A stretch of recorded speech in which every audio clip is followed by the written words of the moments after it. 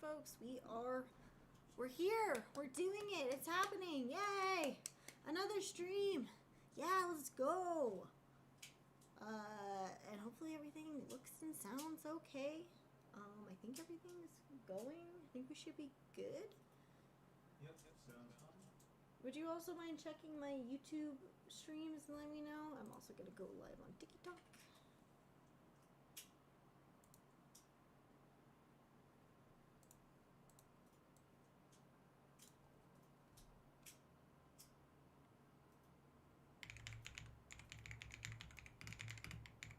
Yep, YouTube sounds good. Sweet.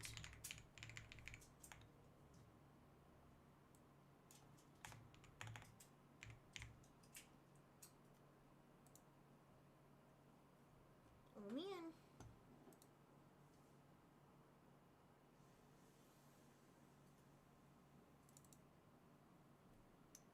Okay, that was it. Oh, I need to fix that really fast. Oh my gosh, everything. Calm down.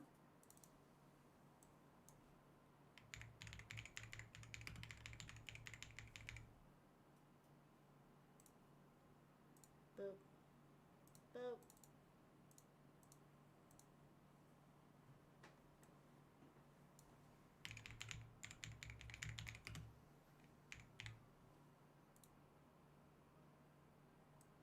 Works, I think. Scoodly doot. Perfect. Oh, maybe not. That's okay. That is okay. Okay, so just to give you some background on what we're doing today, we are basically, well, okay, let's back it up. Let's back it up a little bit. Okay, so it's 2011. You are in your junior year of high school. And the little local game store that is the only game store for miles and miles and miles around just, God, I don't need that, just got in a whole set of a Magic the Gathering set, right? They just got in boxes and boxes and boxes full. You, being a little infant nerd, aren't, you know, as familiar with Magic the Gathering. You just made some friends who are. They seem really chill. So they invite you out to this event at this little local game store. And you get to witness the initial opening and the initial playing of Innistrad. That's me. That's my story. Here I am, fucking, how many years? 14 years later? Holy crap. And we are now looking at Innistrad Remastered. That's pretty wild. I'm old.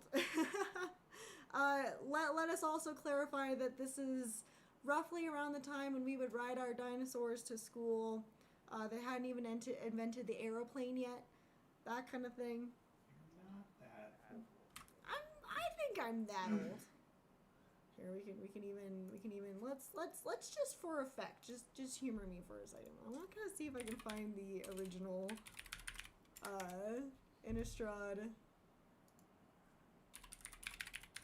trailer. Let's see. That's Crimson Vow. 13 years ago this was posted. Okay, let's take a look.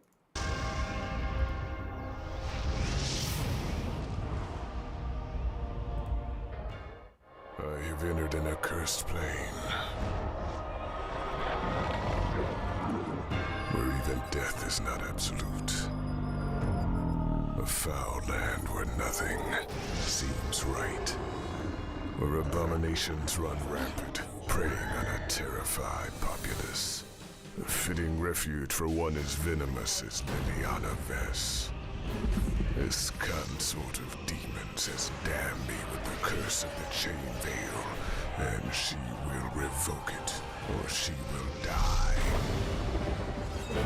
Should I prove victorious, perhaps I'll aid those who would stand against this darkness. But time is short,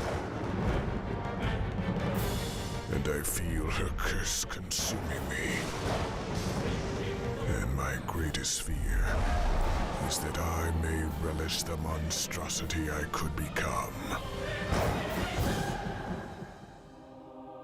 Ascend into darkness. Actually, I think I left my boxes downstairs, but I actually also have, sorry, I guess this is just kind of KittehCult's clout moment, but I actually also have that box that features that art of Liliana on it from Innistrad. It was, unfortunately, it was one of those things where, like, I didn't, like, keep the box, or at least I don't think I had the box at the time, and I had to get it at a later date.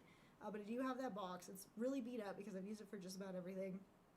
But that's the trailer for the original Innistrad. It was so hype when it initially came out, like you would not believe, and it was such good timing too when it came out, because I was just barely starting on my Magic journey. I was hanging out with my nerd friends at the nerd table, and they were kind of slowly teaching me how to play over time. I remember I would have free periods where I'd go and I'd sit with a couple of my friends, and they would just info dump Magic the Gathering lore for me, and I loved it. It was so much fun. It was my favorite way to spend my free period. It was just like, okay, let's tell me about the next thing. Tell me about the next thing. Okay, well, you see, on this plane, this happens, and this is what causes this thing. So you might remember I have a card that's like this, and that was a highlight of my life. Like, yeah, I don't know. It was a different time. I don't think the nerd stuff has changed much, but it was definitely a different time. But in a good way, not the kind of way where people are like, oh, it was a different time, so it's okay that I'm a piece of shit. No. It was literally like, good memories. That was the good shit. Let's look at this. Old box of this. Gosh. I actually used to have one of these, like, actual boxes, too. I kept one. I don't remember where or when I got it. I don't know if, like, someone gave it to me or we were doing a draft event and they let me keep the box, but they did let me actually keep the physical box. That was really cool. But that is all to say. So that's kind of like our initial spew. Let's talk Innistrad right now. So let's just crank up. Well, we can say Innistrad Remastered. Oh, should we compare? Actually, let's compare the trailers. Do they have? I can't compare the trailer to Innistrad Remastered. Boo! If Oh, they it's did, just the it's gruff. not like anything Hey, bad, look at that! I just posted. Go look at my TikTok. So fun thingy, a fun occurrence with Innistrad actually is my darling Trash Panda, my husband, actually got me an original Innistrad pack. He found one somewhere, and so I was able to open it side by side with a collector's pack. And so if you would like to check out that video, that is now on my TikTok and my YouTube and everywhere else you can find short video content and such. But let's talk about the Innistrad Remastered set as it is. So Innistrad Remastered, well, this is, yeah, the card, that's totally fine. Basically has taken some of the like high points of each of Innistrad and all of its iterations, and obviously just reprinted and remastered them. Totally fine, it happens a lot. But what I really like about the set is it has, again, some of those best hits, right? I love Innistrad personally because I actually touch on this in the TikTok that I made, but it basically encompasses everything that I love about the genre of horror. So it has all of your classic tropes like a creepy little village and strange architecture and this kind of homely sort of place, but there's a kind of menacing sensation over it. You can't quite place it, but you've got your vampires who are too hot and your werewolves who are also too hot. And then your zombies, which are sometimes hot, I don't know. Just all manner of critters and creatures of the night. And that's the kind of stuff, like, those are the kind of stories I grew up on, and the stories that I love the most. And I'm one of those girlies. I'm a gothic horror kind of gal. But it wasn't just that. It was also that sets coming after Innistrad, related to Innistrad, also kind of expanded on a lot of those themes. You get, like, obviously your Crimson Vow, which is like, oh, Vampire Wedding, classic. I loved it. I thought it was cool. But then you've also got your ideas of corruption. Your angels are becoming corrupted. The people that were supposed to lead you to victory and to hope are now just dying left and right. There's nothing going on. Let's also switch this so we can kind of look at some of this art. So you got your themes of good versus evil, but then you've also got your themes of the evil within, and like what is true monstrosity, or what is true the nature of humanity. Like when do we get to decide? I'm sorry, why is my phone in a weird spot? I don't know what happened there. So you've got these different opposing forces of humanity, and that already is extremely classic. That's one of my favorite things about, like, monster stories and things like that, is I love that exploration of just, like, the evil lurking within, made manifest. But I also love when franchises take it even back and they go, oh, but, like, the people that you thought you trust were actually the monsters all along, or, oh, like, you know, this person might be a monster on the outside, but on the inside they're actually a good person. And there's just so many different ways that you can take that, like, gothic horror concept and spin it to just, and it just touches on all of those basic human truths of, like, what is good, what is evil, how do we represent humanity, but also how do we take care of the things that drive us to monstrosity and that kind of stuff. Sorry if I'm getting all English major here for a second. But I also love that the sets also included eventually, like, your classic slasher style of thing, like your classic slasher horror, but then also your eldritch horror. I think actually, I actually didn't know how many different cards were in Eldritch Moon and Shadows over Innistrad until we actually, like, watched a recap from, I believe it was Ristic Studies. Incredible recap of the set and, like, what made it really cool. And there was actually a bunch of cards that I missed and a bunch of art that I missed. And so I love that it has all versions of the best horror now. So Innistrad represents everything that makes a good horror story, ranging from your classic cinema monsters all the way up to your slasher fix with, like, your eldritch cosmic horror in between, of just that feeling of, like, oh, well, we're fighting vampires and we're fighting werewolves, but that doesn't really stop the ceaseless flow of time and space and energy all around us that will eventually crush us and consume us, and we will never know the difference because we are but a speck in this great grand cosmos, right? Makes you feel really good about yourself, right? I love it. It feels good. It's brain spicy. Horror stuff is brain spicy. That's why I like it so much. That's the best way I can describe it. So, as you can imagine, oh my god, thank you so much for joining. Who was that? Mama Magic Fantastic, thank you so much. I just fixed my stream alerts and they are broken again. That's okay. You know, that's alright. Thank you so much. I appreciate it. Welcome to stream. Are you a big Magic person? I mean, obviously you're a big Magic person. You literally have it in your username. What's your favorite set? Are you excited about Innistrad Remastered? And welcome. Feel free to lurk or feel free to tell me about it. But right now we're just kind of going over some of the stuff around the Innistrad Remastered set. I'm kind of talking about the horror elements of Innistrad and all of its iterations. It's really awesome. And also I missed, apparently KittehCult said hype and hello. Hi KittehCult out there. It's good to see you. Welcome. Sorry about that. Oh my gosh. I swear every time I need to double check my stream alerts because I literally fixed them too before getting on stream today. So I guess I'm just doomed. That's okay. Who am I but a streamer trying to struggle with my OBS and Stream Elements alerts in this grand cosmos where I'm but a mere speck amongst all of it. I guess that's its own kind of cosmic horror, isn't it?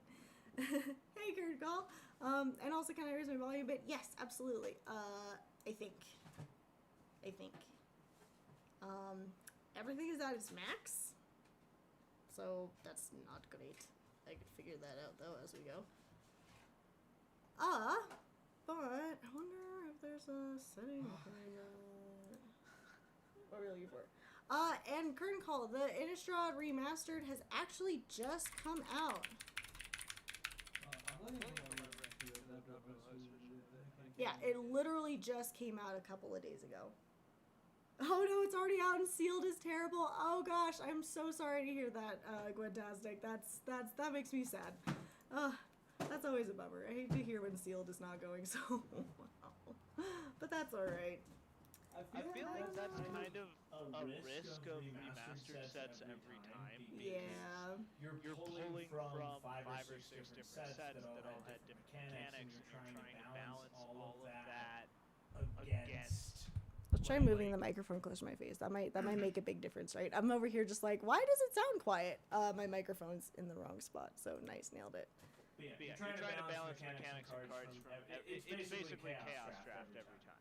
Yep. It's curated chaos draft, and you know that Can also fun switch for back. some people.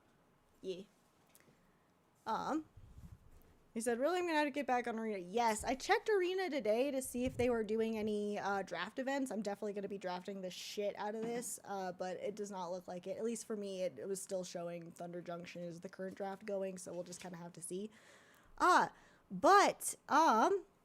Yeah, so Innistrad Remastered, again, we're kind of going back over all the different things. Innistrad's a really cool set because it has all these different aspects of horror, ranging from the evil within, the humanities, horrors, the monster within, to the monster without, your slasher fix, your classic murder stories, that kind of thing, to the cosmic of simply, well, none of that actually really matters in the grand scheme of everything, because literally we don't matter in the grand scheme of the universe. We are nothing compared to the vastness of the cosmos.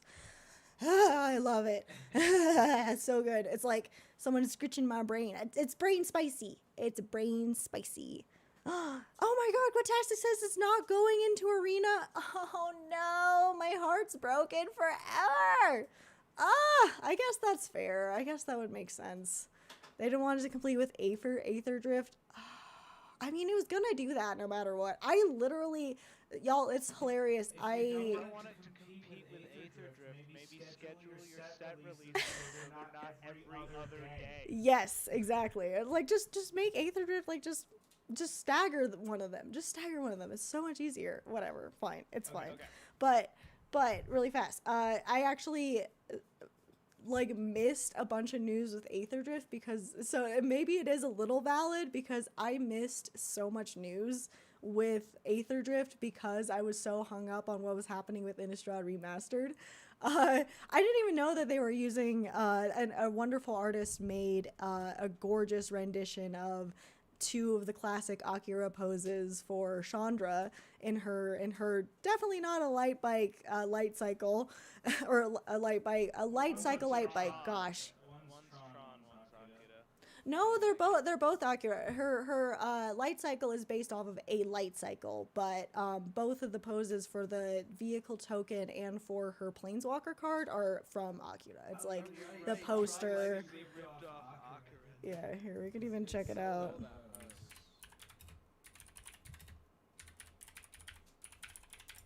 So I guess because I found the box that we missed.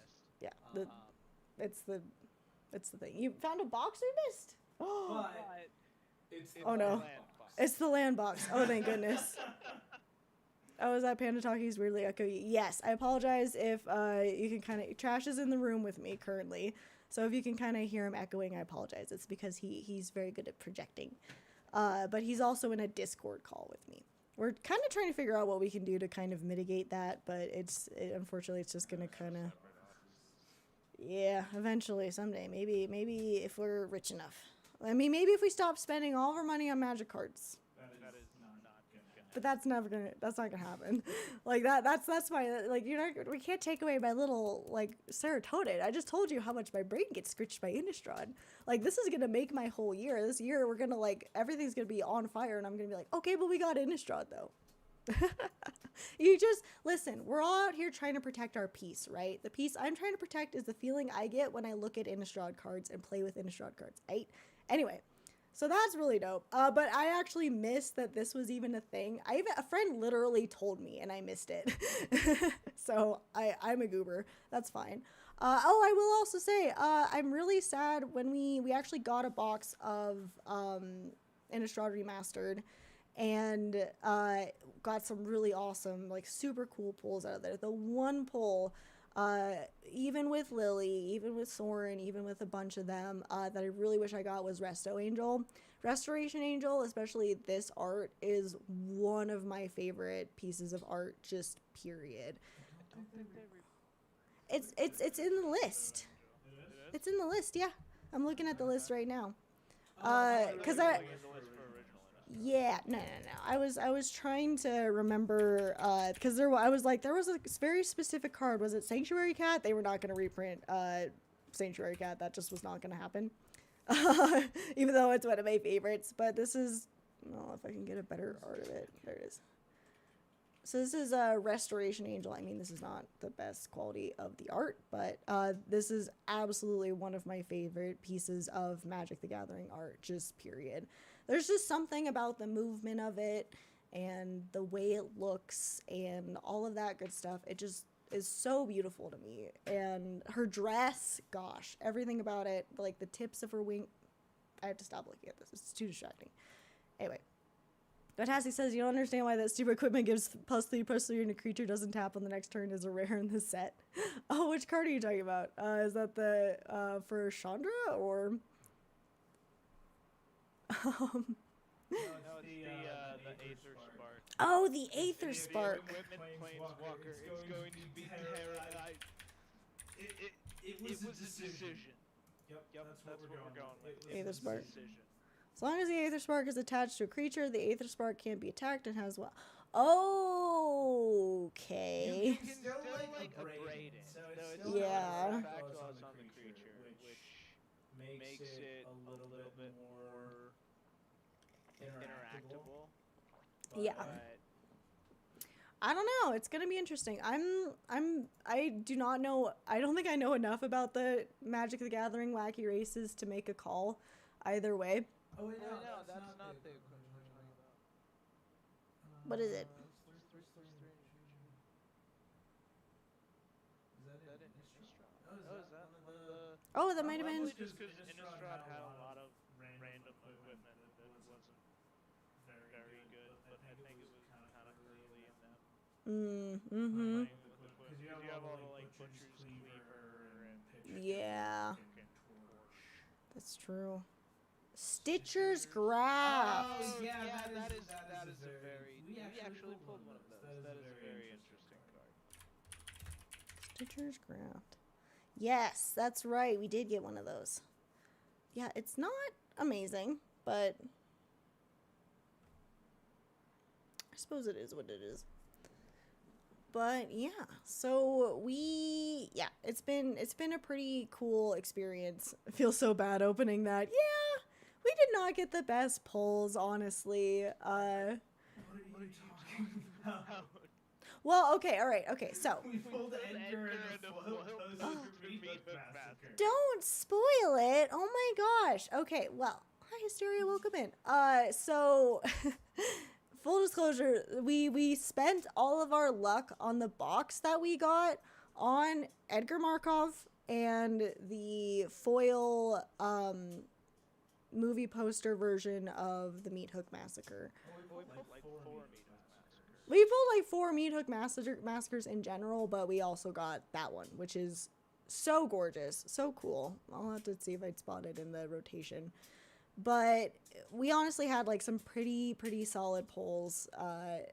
But it always kind of feels like annoying because it's like, yeah, they're loot boxes, right? They're the original loot boxes. Magic card packs are the original loot boxes, and so you just get what you get. You don't throw a fit. But it still is kind of a bummer because it's like, oh, I would have really liked to get one of those 3, Lily, Soren, or even the Restoration Angel, just for old time's sake, like just for like, you know, that feeling. But I don't know, Bug, if you spotted it in the binder. Is it in the binder, my Lily? Which one? Oh my gosh. The original ones is are shiny. Yeah, the other ones are shiny. Sorry, we also just recently reorganized all of our magic cards too, so. Current Call says, loved Meat Hook Massacre in your Veto life gain deck. Ooh, I bet that's good. I bet that was fun. Nice. You might have to show me that deck list and we might have to give it a try. Gwen says, I haven't played Edgar in like 4 years. You gonna build one with yours? Yes. Also, welcome in, Lyoko. It's going to be intentionally It's going to be intentional. We're trying to specifically make it as annoying as possible. Well, not as annoying. I'm just. It's gonna be scuffed It's very easy to and build broken. an Edgar and have him just be absurdly powerful. Yeah.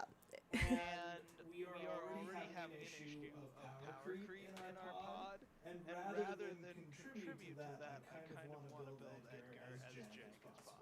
Yes. Because I think that would be fun. And also, you know what I'm gonna do? I think, folks, let me know if you cannot hear Trash very much. I'm actually just gonna mute him on Discord. Oh, there we go. Because I think he projects enough that you can just hear him on my microphone. So please let me know if you cannot hear him and I'll fix that. Where is she? Yes, there she is. Okay, take a look at this. Hopefully the camera will let me focus. Nope, the camera will not let me focus. That's good. So we'll just take her out. She's already asleep. It's fine. Look at this. Look at this beauty. Beauty beyond beauty compare. And my camera does not want to let me show you. But yeah, she is original Innistrad Liliana. Liliana of the Veil. Very happy with that. So I cannot be too mad that I did not get another Lily. Even though I'm trying to collect them. If ever you want to figure out a present to give me a Liliana. I'm not trying. I'm successfully.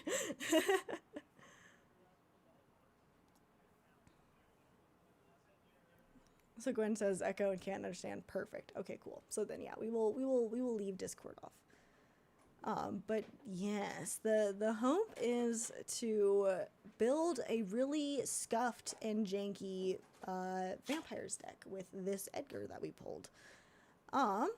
So right now I'm just kind of going through the cards from the set currently.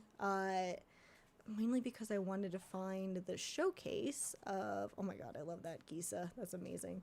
I wish we had gotten more of the art cards too. Oh my god, the lily. Oh, I didn't realize they had a lily with a classic black border. Oh my god. Oh my, I don't think I registered that it was classic border. Oh, that's so cool.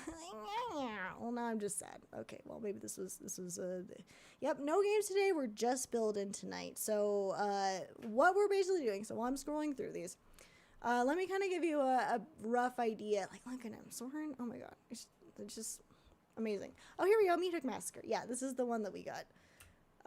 It's really cool. Oh, I already fucked it up. That's alright. There we go. Meat Hook Massacre. It's dope as heck. The one is off to my right. Yes. So. Yeah, she's like over here. Oh my god. Yep, I found her. Okay. So, hopefully you can kind of see so far, but this is my running Liliana collection. I've got Squirreliana. I've got Professor Onyx. I've got Dreadhorde General. I've got Waker of the Dead. And then Death Wielder. And then in one of my decks, I have a Heretical Healer. And then I also have Liliana the Veil. And somewhere I had a Liliana Vest. I don't know what happened to her. We need to replace her or find her. And Gwen says, you played Me Hook the other night and the table scooped. Woof! Oh my gosh. Yeah, that's not gonna lie. It's that's reasonable. I think that's why it like ended up being such a staple of these sets. Yeah, that's fair. We'll see if that happens when we because I'm guessing we're probably putting both in each of these decks because we got like we got like 4 of them. I guess. Yeah, I guess whatever luck that we had, we spent it on Edgar, that the movie poster Meat Hook Massacre, and then like 3 other regular Meat Hook Massacres. You also Well, had a that's Chimel out and a disgusting. One Ring. You were gross. Oh, no. Sheesha. Okay, well. That's fun. Honestly, those kind of games. People get mad, but I'm just like, I'm just here to watch the chaos, like, unfold, honestly. Like, this is just great. Leoko can tell you. I'm always a big fan of, like, let's just see where this goes. I just kind of want to see where this goes. Can never have enough meat hook. It's true. We Yes. should probably get rolling on actual Absolutely. So, back to kind of what we're planning on doing. So, how many times am I going to say so? What's happening today is we pulled an extraordinary amount of excellent cards from our Innistrad Remastered box. And we realized... We also spent 12 hours cataloging and reorganizing the entire Magic collection. So we have a Yes. central database. Yes. So we also, I mean, I don't know if you could hear that. That was kind of quiet. But we also spent 1.5 or almost 2 days actually cataloging our entire Magic collection, all the way back from the cards that I had from original Innistrad actually to now. And we now have a really solid idea of what is available in our backstock, in our collection. And now we realize, well, for a long time we had been we had the echoes of kind of a really solid vampire deck going. I'd just been putting vampire cards aside in the... Crap out of Ixalan. And we opened the crap out of Ixalan too, which has so many good vampire cards. And we realized we have a really solid base for Mardu vampires. And so Trash was like, haha, you know, it'd be funny if we pulled an Edgar and we could actually make that vampire deck a reality. Had a little laugh about it. Pulled an Edgar. That's dope. And so now we are going to be building that. And once I'm at the... Okay, so it is green next. Okay, cool. God, all of these are just dope as heck. I'm also glad we got a couple different showcase cards too, because I really like I like how they went with the similar style of Duskmourn for the showcase cards for this set. But we now have the workings of a really solid vampire deck. And look at him. There he is, right there. Perfect. I was like, I'm looking for him. There he is. I wish we got in the super fancy Edgar Markov. That would have been really cool too. But I'm fine with the big beefy boy Edgar Markov. That's going to be amazing. So now the plan is to do that. And also we realized we have a really solid foundation for a Dimir Zombies deck as well. So let's crack open all of that. Sorry for the flashbang. Ah, my eyeballs. Gwen says, you mean you don't just order another card because you can't find the one you believe you own? Not this time. We have done that, yes. But not this time. We made sure that we have our whole catalog ready to go. Well, I definitely don't have 5 Archmage Emerituses because that kept happening. I don't know what you're talking about. The Archmage is coming from inside the house. Hopefully that's a little bit easier on the eyeballs, folks. It just goes in every spell. He just goes in every Spellslinger deck. I don't know what to tell you. So, what we got right now is a little bit of everything. So the goal, hopefully for today, is to get a really solid start on a Dimir Zombies and an Edgar Markov deck. So... We still haven't decided on a commander for the Dimir Zombies. We pulled Gisa and Geralt, and they're classic, but I'm leaning towards Wilhelt. Actually, Leoko, do you have a Wilhelt? Yeah, Leoko, do you have a Wilhelt, actually? And folks, if you would like to see the decks that we're going to be building as we're building them on Moxfield, you can also use the command !decklist, and it should give you a link to my bookmarked Moxfield lists. And then we also do have my full collection. I guess it's our full collection. Marriage. Our full collection available to view as well. So, do we have that set to public? yeah, I sent it to public. I figured might as well. Okay. Now everybody knows. Everybody knows what cards we got floating around now. But folks, if you would like to see the full video of us organizing our Magic collection, that's going to be coming in the next couple of weeks. I'm basically doing a 3-parter. Today was the first part of opening the Innistrad old and new pack side by side. Next week is going to be opening the box, and then the week after that is going to be how we organized our whole collection. So, for these decks, the thing that we would like your assistance with is we are trying our hardest to build this deck out of the cards that we already have. That means we're probably going to have to sacrifice some power for, like, you know, certain things. Like, for example, if there's a $500 card out there that would go really, really well in this and be the game-changing card, we don't want to buy it because it's a $500 card, even though it would be, like, the key to the deck. We're trying to challenge ourselves by building with what we currently have.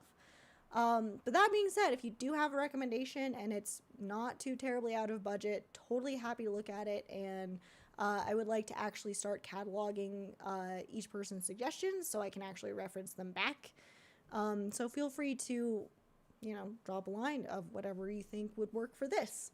But Moxfield is really dope because it's just an amazing website in general. Highly recommend using it.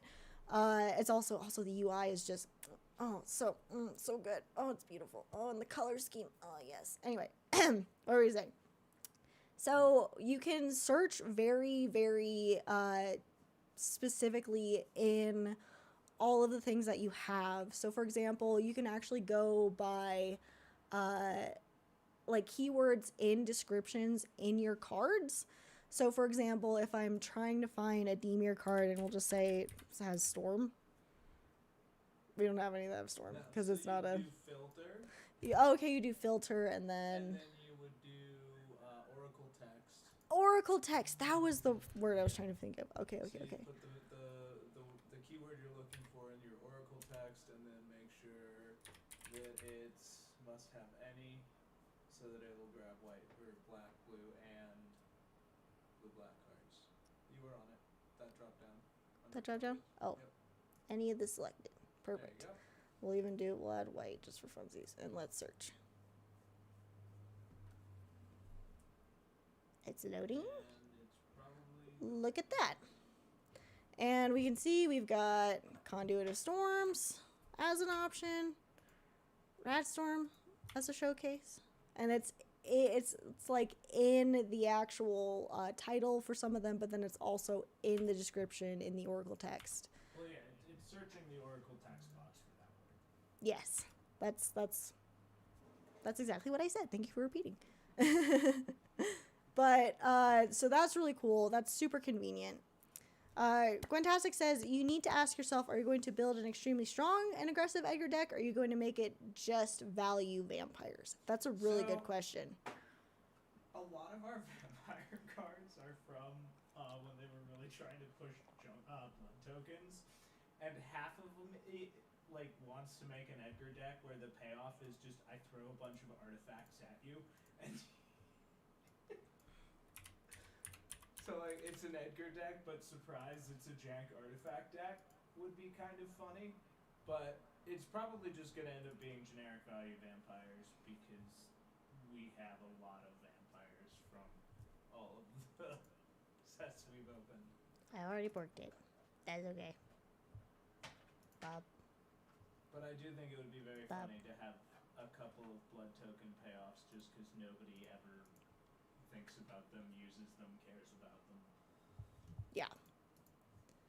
So that's kind of the hope with that is it's going to really depend on what we already have in our collection. So we're probably going to go through and sort of start with just kind of like what's going on there. So which one do you want to start with? Well, let's start with Edgar. Might as well. All right.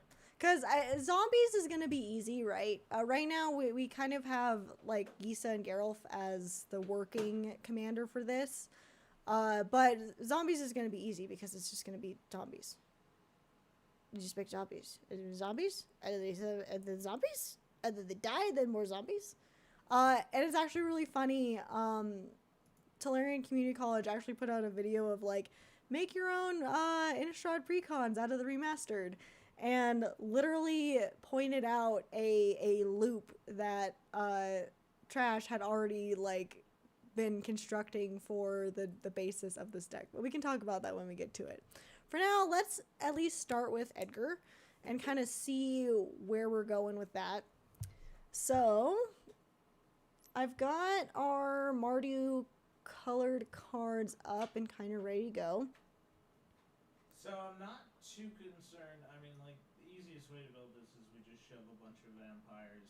We shove some sacrifice payoffs. My biggest concern for this deck is going to be the mana base. Yeah. We don't have a lot of really good... A good mana base for the Dimir deck. Probably what we're going to end up doing... Would you point this way if you're talking so I can hear you? Oh my god, welcome in! Hi, Drew. It's good to see you. You haven't heard that voice since Red Rocks? Oh my god, has it really been so long? I'm sorry. It's been so long. Life has been hard. But thank you so much for popping in and saying hello. Do you play Magic very often? And I'll call you by your username for privacy reasons, but Akatora, welcome back. How often are you playing Magic these days? That's what I want to know. Also, is it possible to show... I'm actually still kind of learning how to use Moxfield myself in this way. Like, mostly it's just been just kind of keeping track of decks and stuff like that. So I'm still kind of getting used to the collection side of it. But it's been really, really cool. I wish it would let you see. I mean, I guess that could be a bandwidth sort of thing. But we can just go through page by page. Well, actually, let me further filter it. Let's try vampires again. So then any of the selected. Oracle text, vampire. Let's try that one more time.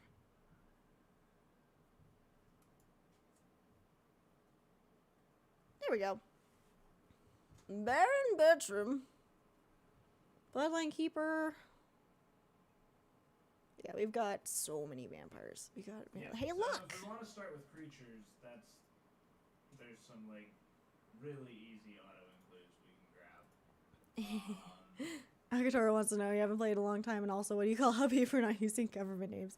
Trash. He's trash. Trash Panda.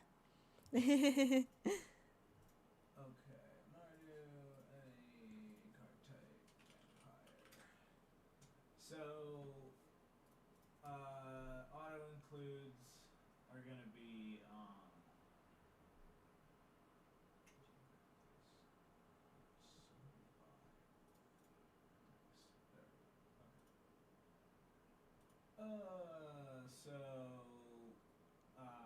Brino, thank you so much for the follow. I so appreciate you. Welcome, welcome. Feel free to lurk, or if you'd like to discuss Magic, then drop on in. Bloodletter of like a lot of the like heavy hitters from Ixalan, because like I said, we opened a lot of Ixalan. You should go see what Akatora just said in my chat. I think you really like it. I miss you, Kissy, Akatora. kissy, You need kissy, to hit us kissy. up next time you're in the area, because yeah, we need to get together. Yes. I miss you guys. I was you done. But yeah, so I have the So much love. Rakdos deck. I got the Rakdos Chaos Incarnate, or whatever the hell they decided to call it, when Kitteh was first getting me into Magic, and I did like a value upgrade for it. So a lot of the bones of that are gonna come from this Rakdos deck, and then we have a bunch of Boros lands from another deck that we've pulled apart, and actually a fair number of Orzhov lands. There's not gonna be many 3-color mana options in this deck. It's going to be, the jankest part of this deck is definitely going to be the mana base, because outside of that, this deck is going to probably accidentally be Yeah. So just some stuff that I pulled out of that Rakdos deck that probably should go in. Warlock class, Bloodletter of Aquazotz, Sir Conrad. Ooh, Sir Conrad's always a classic choice.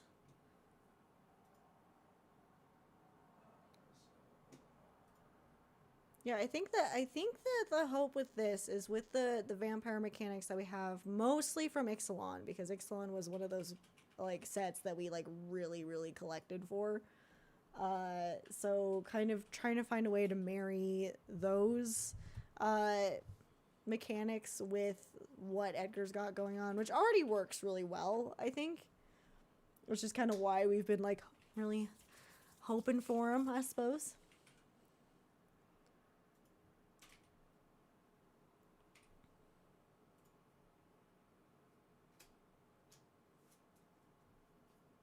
Act of treason.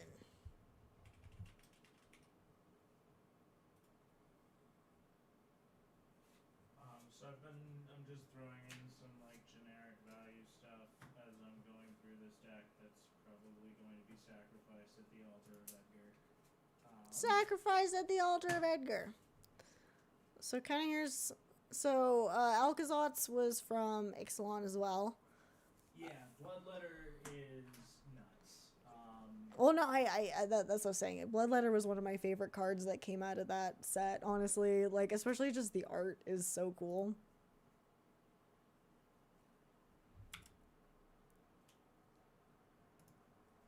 So we got our, if opponent would lose life during a turn, they lose twice as much of that life instead. Sir Conrad the Grim, always good. Whenever a creature dies, put anywhere other than the battlefield, a creature card leaves your graveyard. Vampire Nighthawk, also a classic. I forgot I had that. Grave Pact, Warlock class, easy peasy. I think we were also going to drop in a Bloodline Keeper, right? Oh, yeah. 2/2 black So, vampire with transform. Bloodline Keeper was definitely going in, captivating vampire. So if you just, like, honestly, if you just sort that by price descending. Price descending. The top of it is just kind of auto-include. Hold on. Wait, how do I do that? Let's see. You have to. You can't do it by card. You have to do it the list view to sort it that way. Oh. Aha.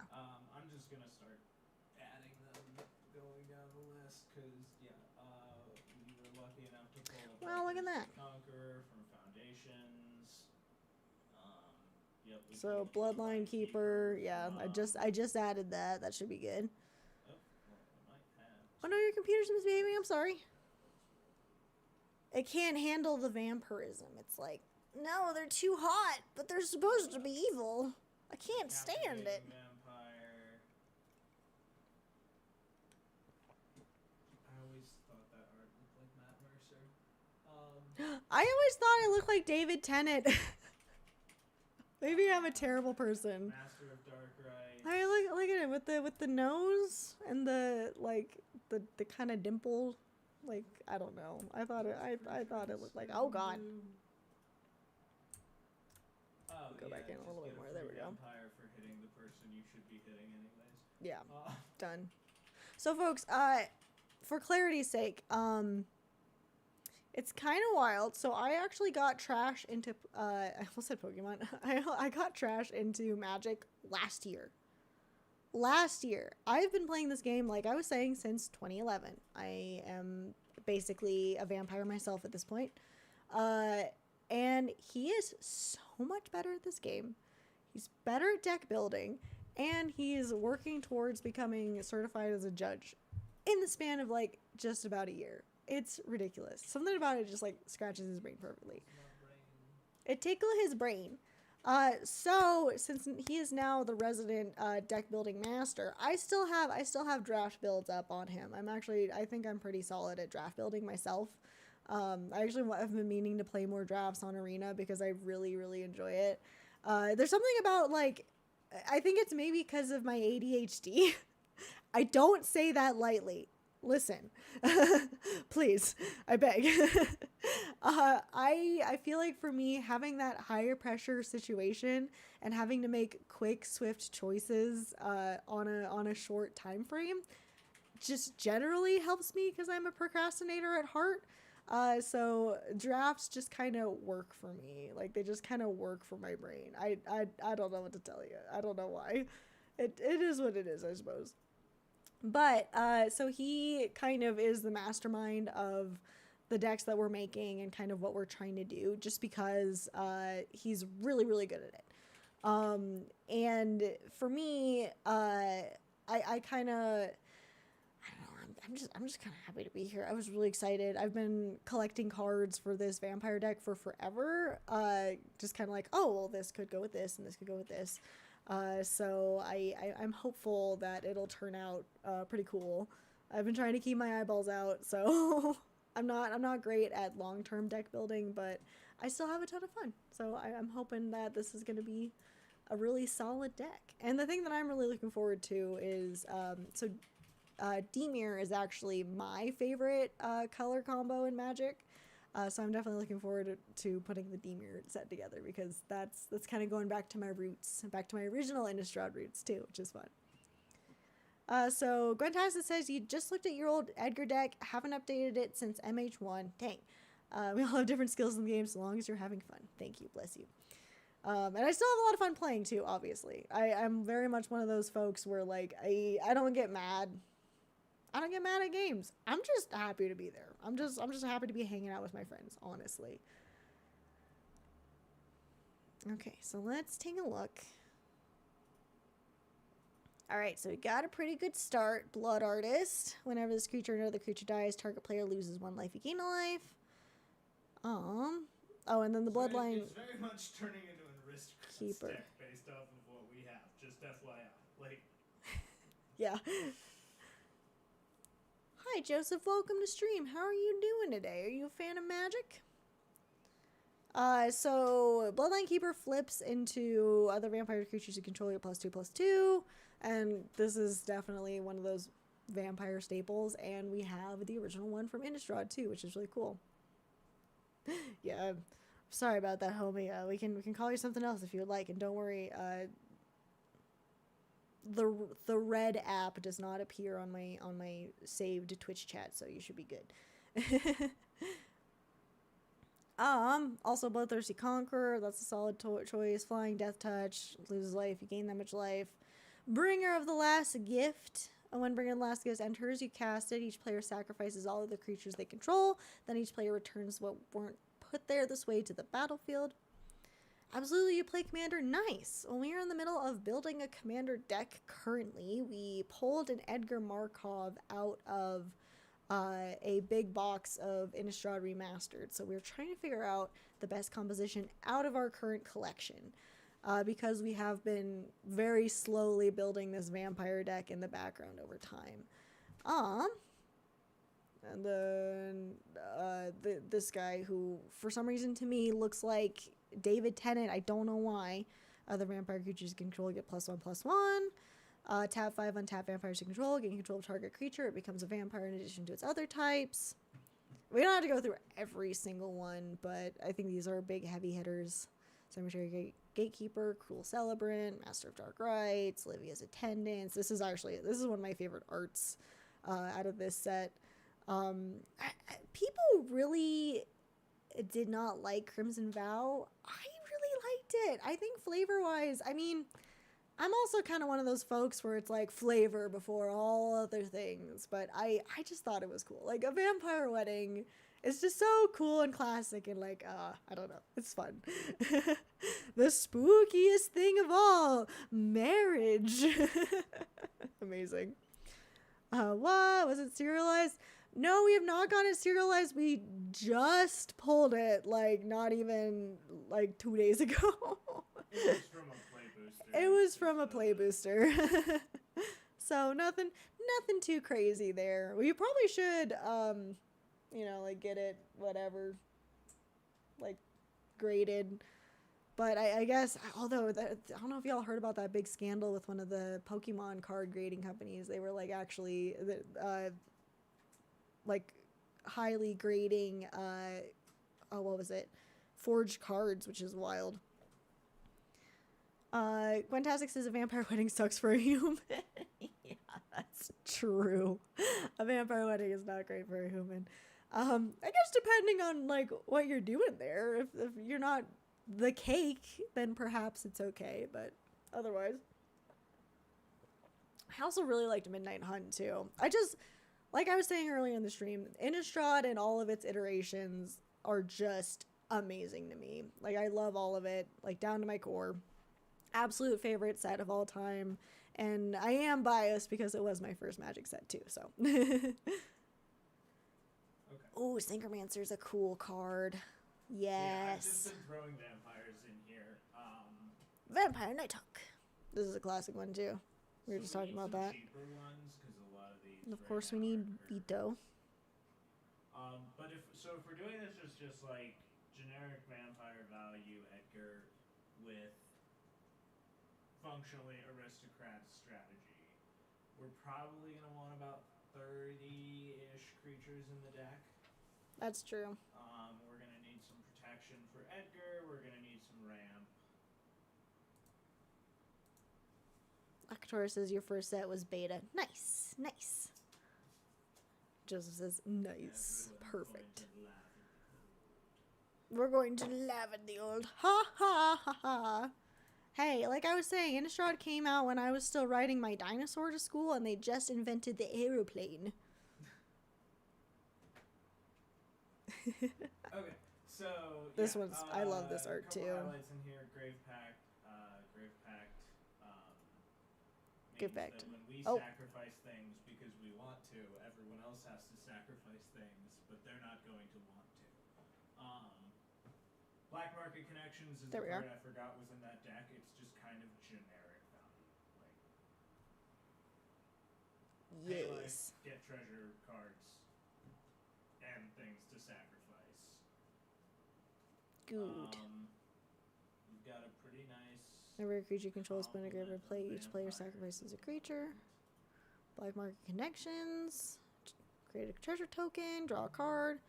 3/3 color or 3/2 color shifter creature token. You lose 3 life.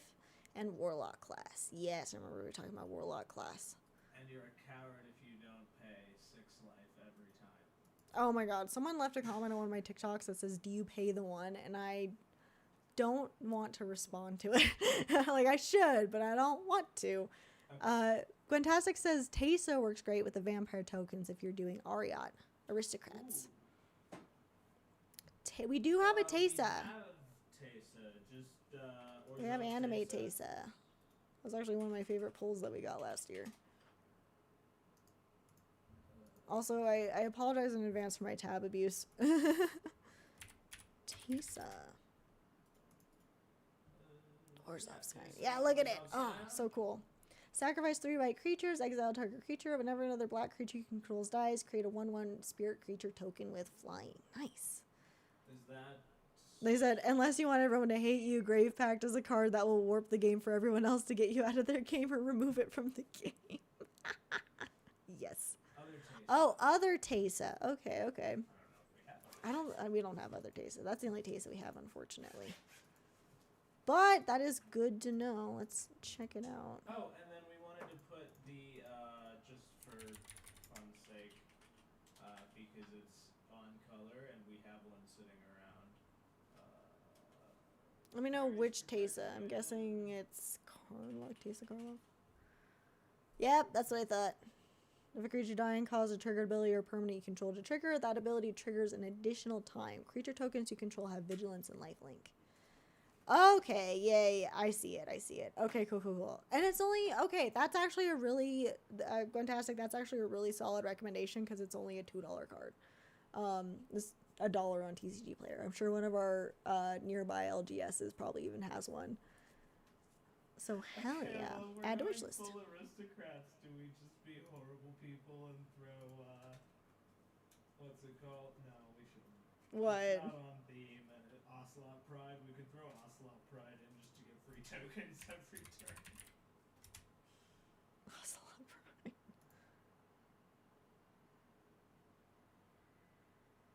Suddenly gets. That would be kind of fun. That would be fun doing like vampire aristocrats.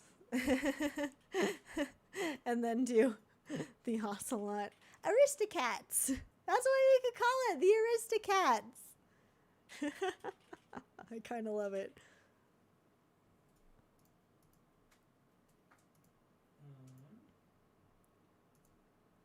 We put all this work into cataloging our collection, and I'm still just flipping through binders. You're just flipping through binders? Something about physical cards. Oh, I yes. probably had this. Maybe it's not a good land. Yeah. I don't know. It's a decent utility land. I think it'd be fun in the future to like set it up where I've got like a little overhead camera and we can actually like show you the things in our binders.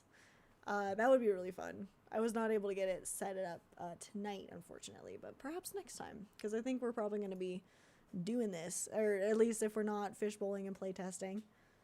Hellfish. Do you have any Olivias? Olivia. Let's see. I don't think we do. That is one that I was considering actually spending some money on. Is Olivia's just such a nasty card in an Edgar deck. I was looking at the wrong thing. Let me check this. It's Yeah, we just have Olivia's attendance, but we also have her Dragoon.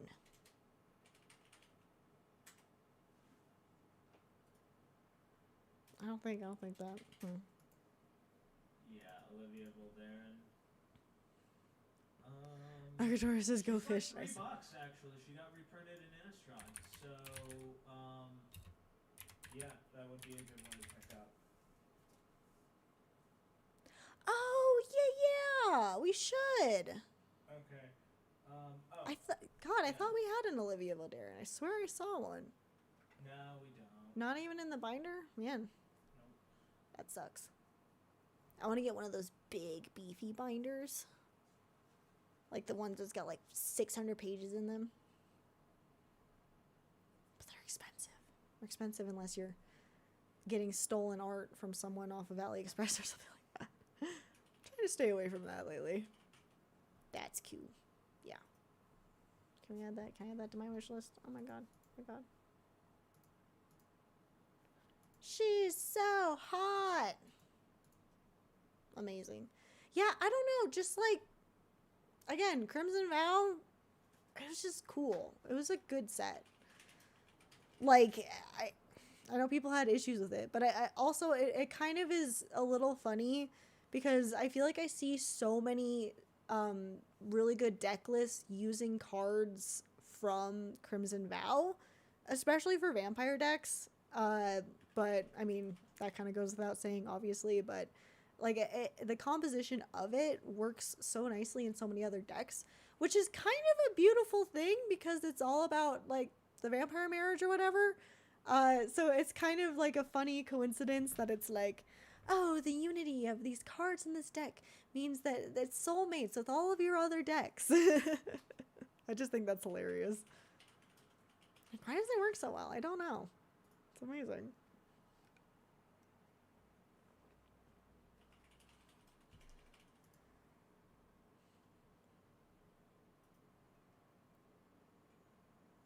Okay, especially like, yeah, I was gonna say the Welcoming Vampire was the other one I was thinking of that has the really cool art on it. The art also is just so cool. Quintastic says, as the Dracula skins gave us a new Edgar and Olivia too. Yes. Oh yes. Just incredible. I love it. We're putting in Meat Hook Massacre. Yes! That one goes without saying. So a couple other things. I threw in a couple more vampires. Trending towards the cheaper side now, because a lot of the ones. Oh. Hmm?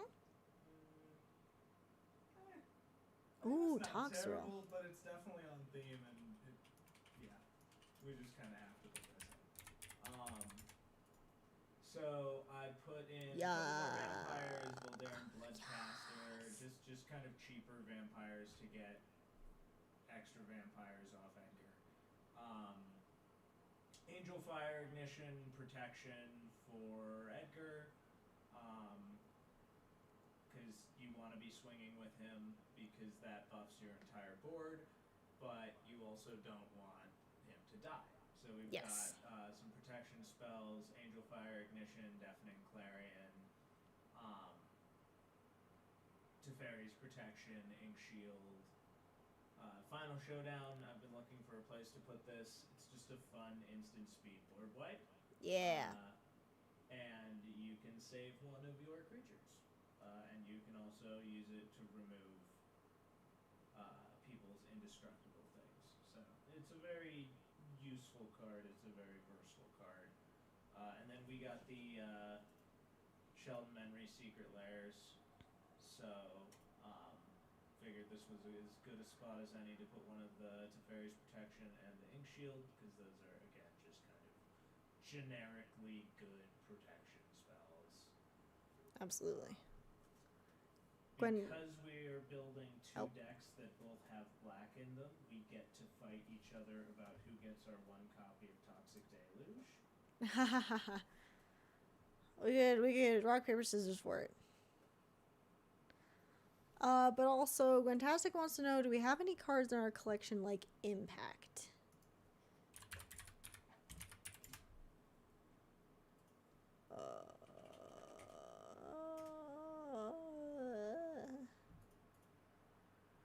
Oh, like Impact Trunks. I think we have an Impact. I was gonna say, I think we have.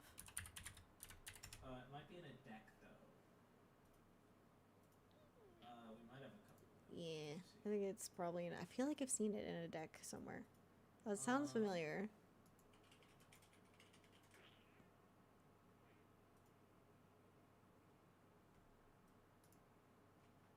But which one would it be in?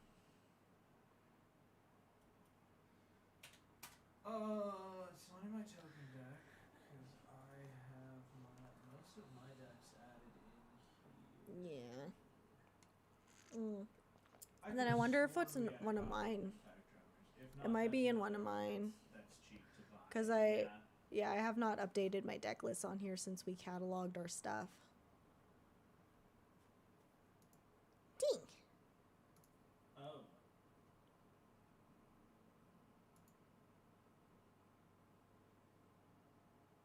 Oh. Jesus. Oh, so many cards that I forgot we had. Roar of Resistance? Roar of Resistance? Yeah.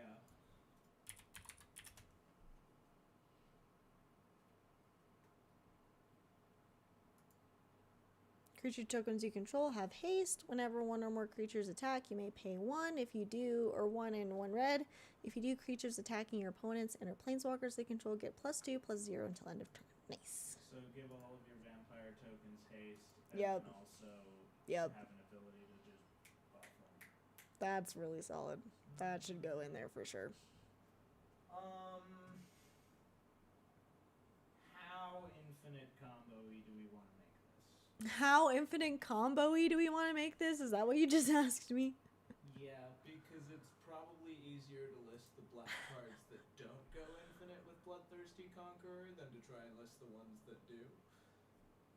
Hold on. Okay, wait, hold on. Bloodthirsty Conqueror. Okay. Which one, which is one of the ones that goes infinite on it? So it's the same infinite loop as Exquisite Blood, Sanguine Bond. And I don't remember which one. Oh, I thought I had to sneeze. But yeah, basically,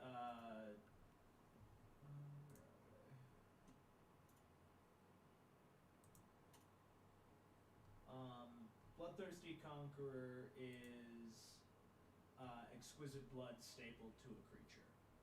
So Sanguine Bond goes infinite with Bloodthirsty Conqueror. There's also a bat. I mean, if you just Google what cards go infinite with Bloodthirsty, there's a bunch.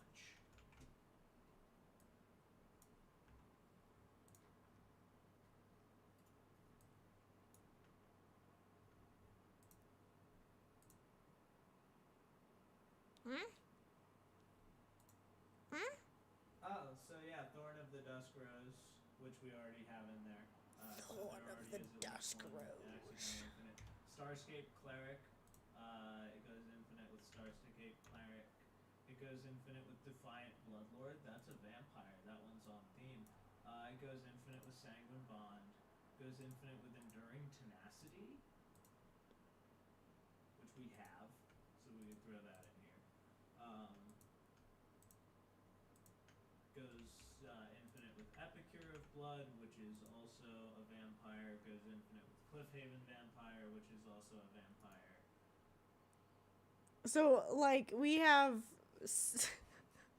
That's why I said, how infinite combo do you want to make this deck? Okay, I see you were not kidding. I was just gonna start looking them up, and I'm like, oh no, that's too many.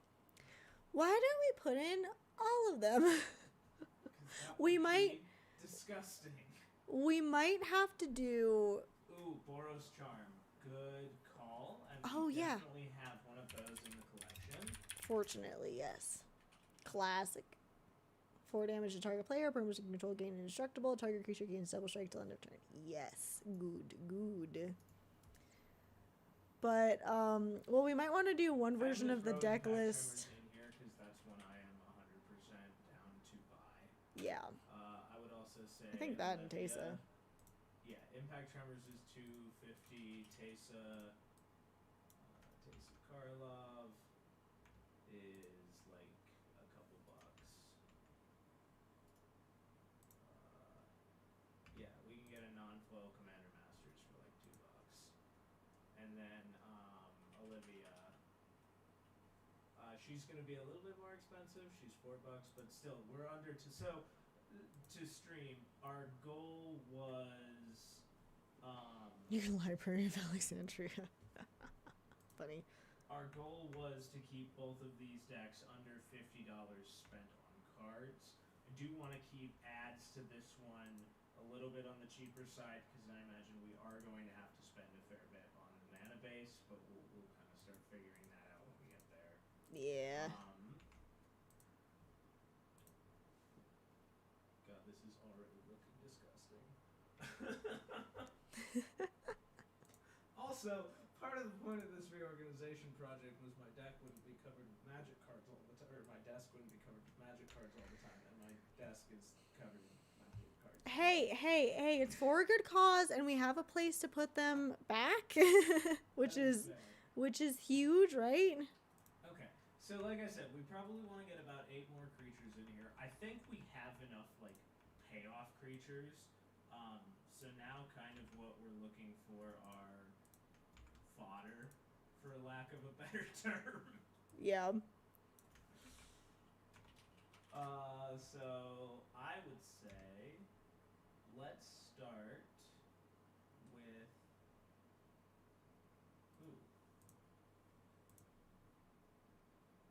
yeah, I mean glorify.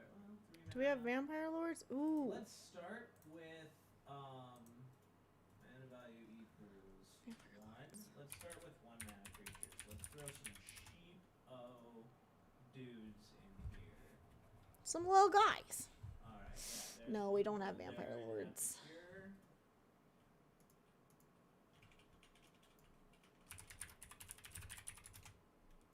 I keep having to like look around my microphone. Indulgent Aristocrat. Oh, yeah. Oh, that's disgusting. Lifelink, pay 2, sack a creature, put a 1/1 counter on each. Do the Edgar thing. Lord, meaning a general term for a creature that gives others of that type plus. Oh my gosh, I'm sorry. I thought you were literally referring to a specific card. My bad. I do think we have a couple ones in here. Bloodline Keeper flips into a lord. Yes. Captivating Vampire is a lord. Captivating Vampire. I think those are the only ones we have. I thought Any others? there was someone else. Vladimir New Blood. I love his outfit.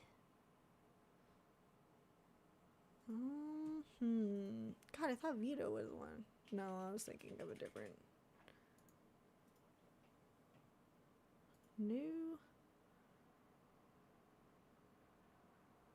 Not quite.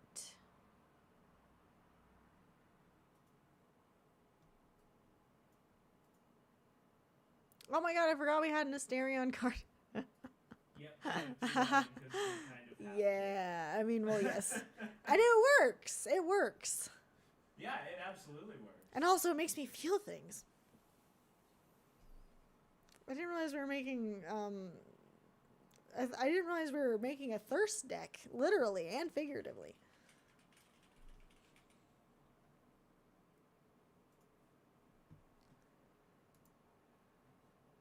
I'm literally just throwing all of the 1-mana vampires we have in this deck because we don't have a ton, Ah. and Here, can I do it by... we're gonna get rid of that. It's possible to do it by cost? I don't know. I'm gonna try searching other vampires in the chest.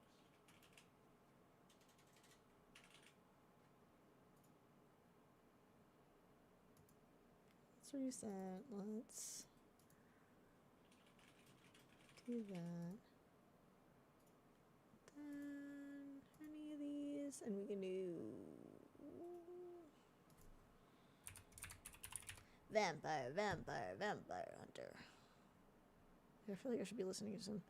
Portini, hi, welcome. I completely, thank you so much. I completely, totally forgot that you gave me permissions in the Discord. So thank you so much for that. I really appreciate that. I was like, oh, I never ended up doing that. Thank you. Welcome, welcome.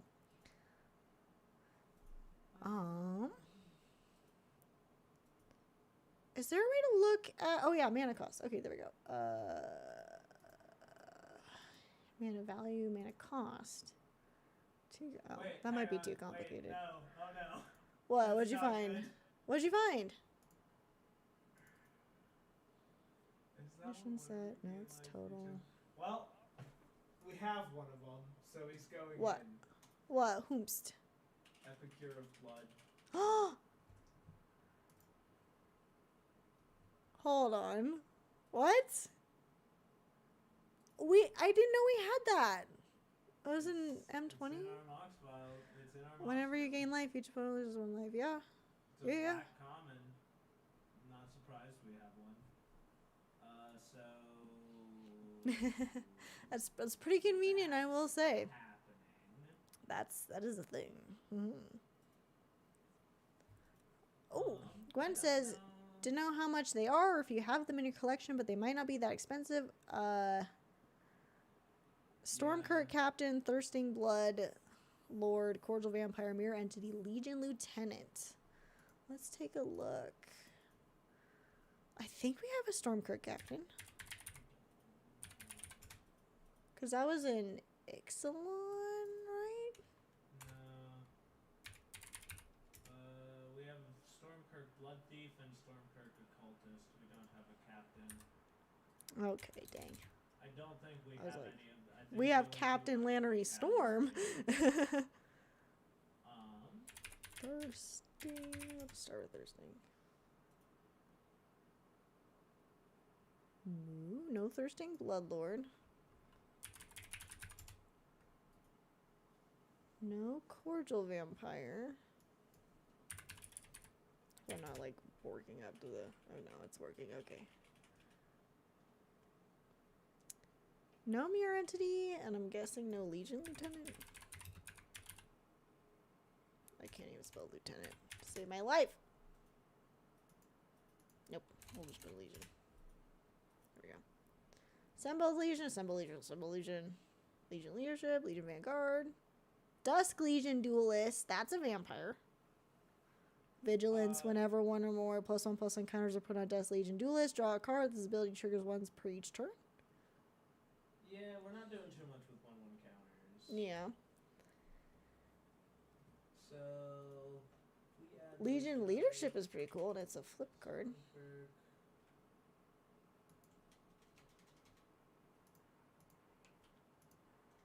Legion Vanguard, Legion Warboss, Legion Initiative. Steel Legion, Sky Knight, Legionnaire, Tajik, Legion's Edge. Their number is Legion, Alright, so captain's $1.50. but none. Welcome back, Joseph. Welcome, We can welcome. also We're still leverage, putzing away here. Lyoko and Obi. There's Seems Bloodlord's a good. buck. Cordial Vamp is a buck. Yeah, these are each like $1. These are absolutely in budget. Mere Entity. Wait. I don't know why I just cannot look that up.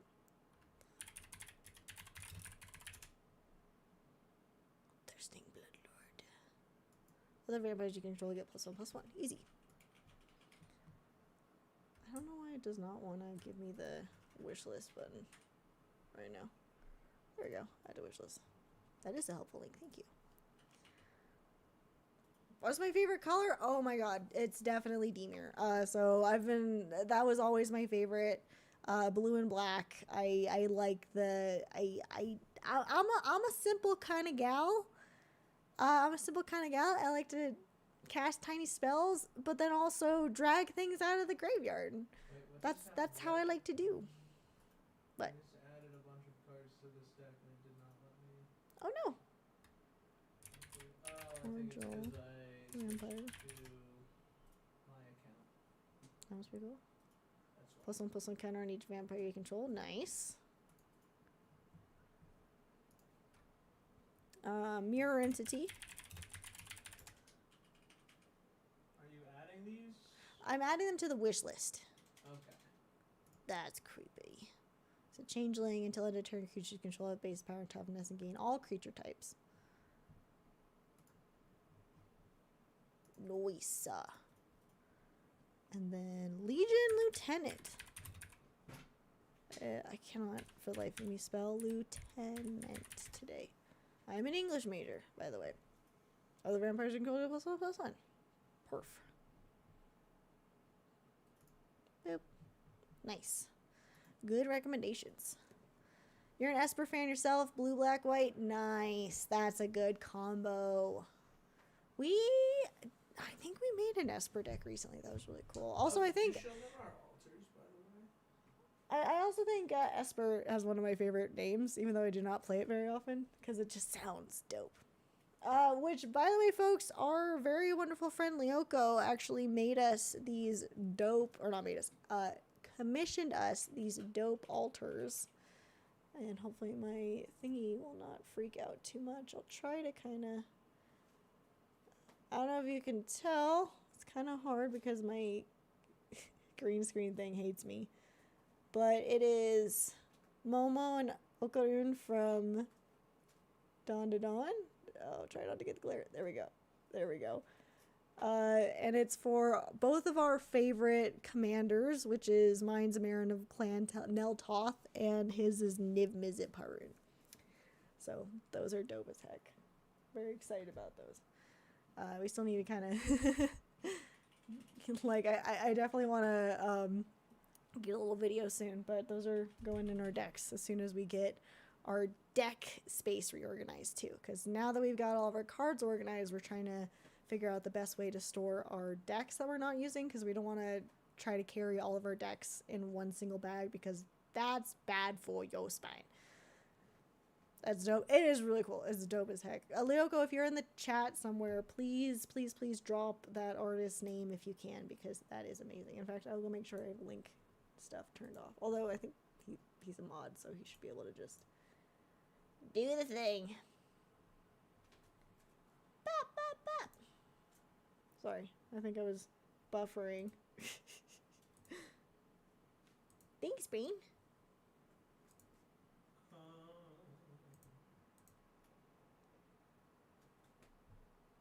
There we go. Sweet. All right, cute. But yeah, Joseph, what's your favorite? Are you a fan of Commander? And do you have a favorite Esper Commander? If you're an Esper fan. But yeah, I'm very excited to also crack into this zombies eventually deck. I'm very excited.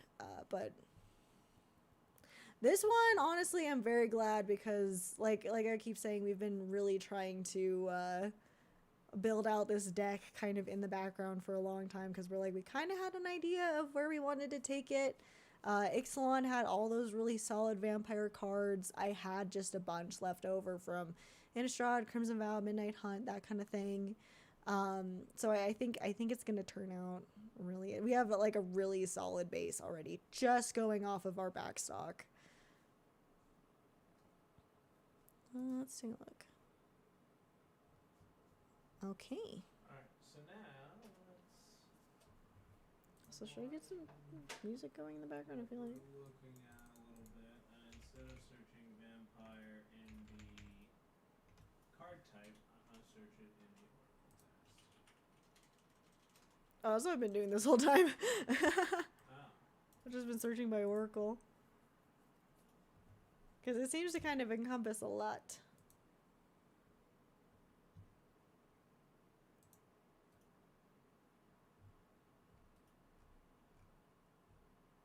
Oh, I wanted to put Tarian's journal in here. That's right. Tarian's journal? Mm-hmm.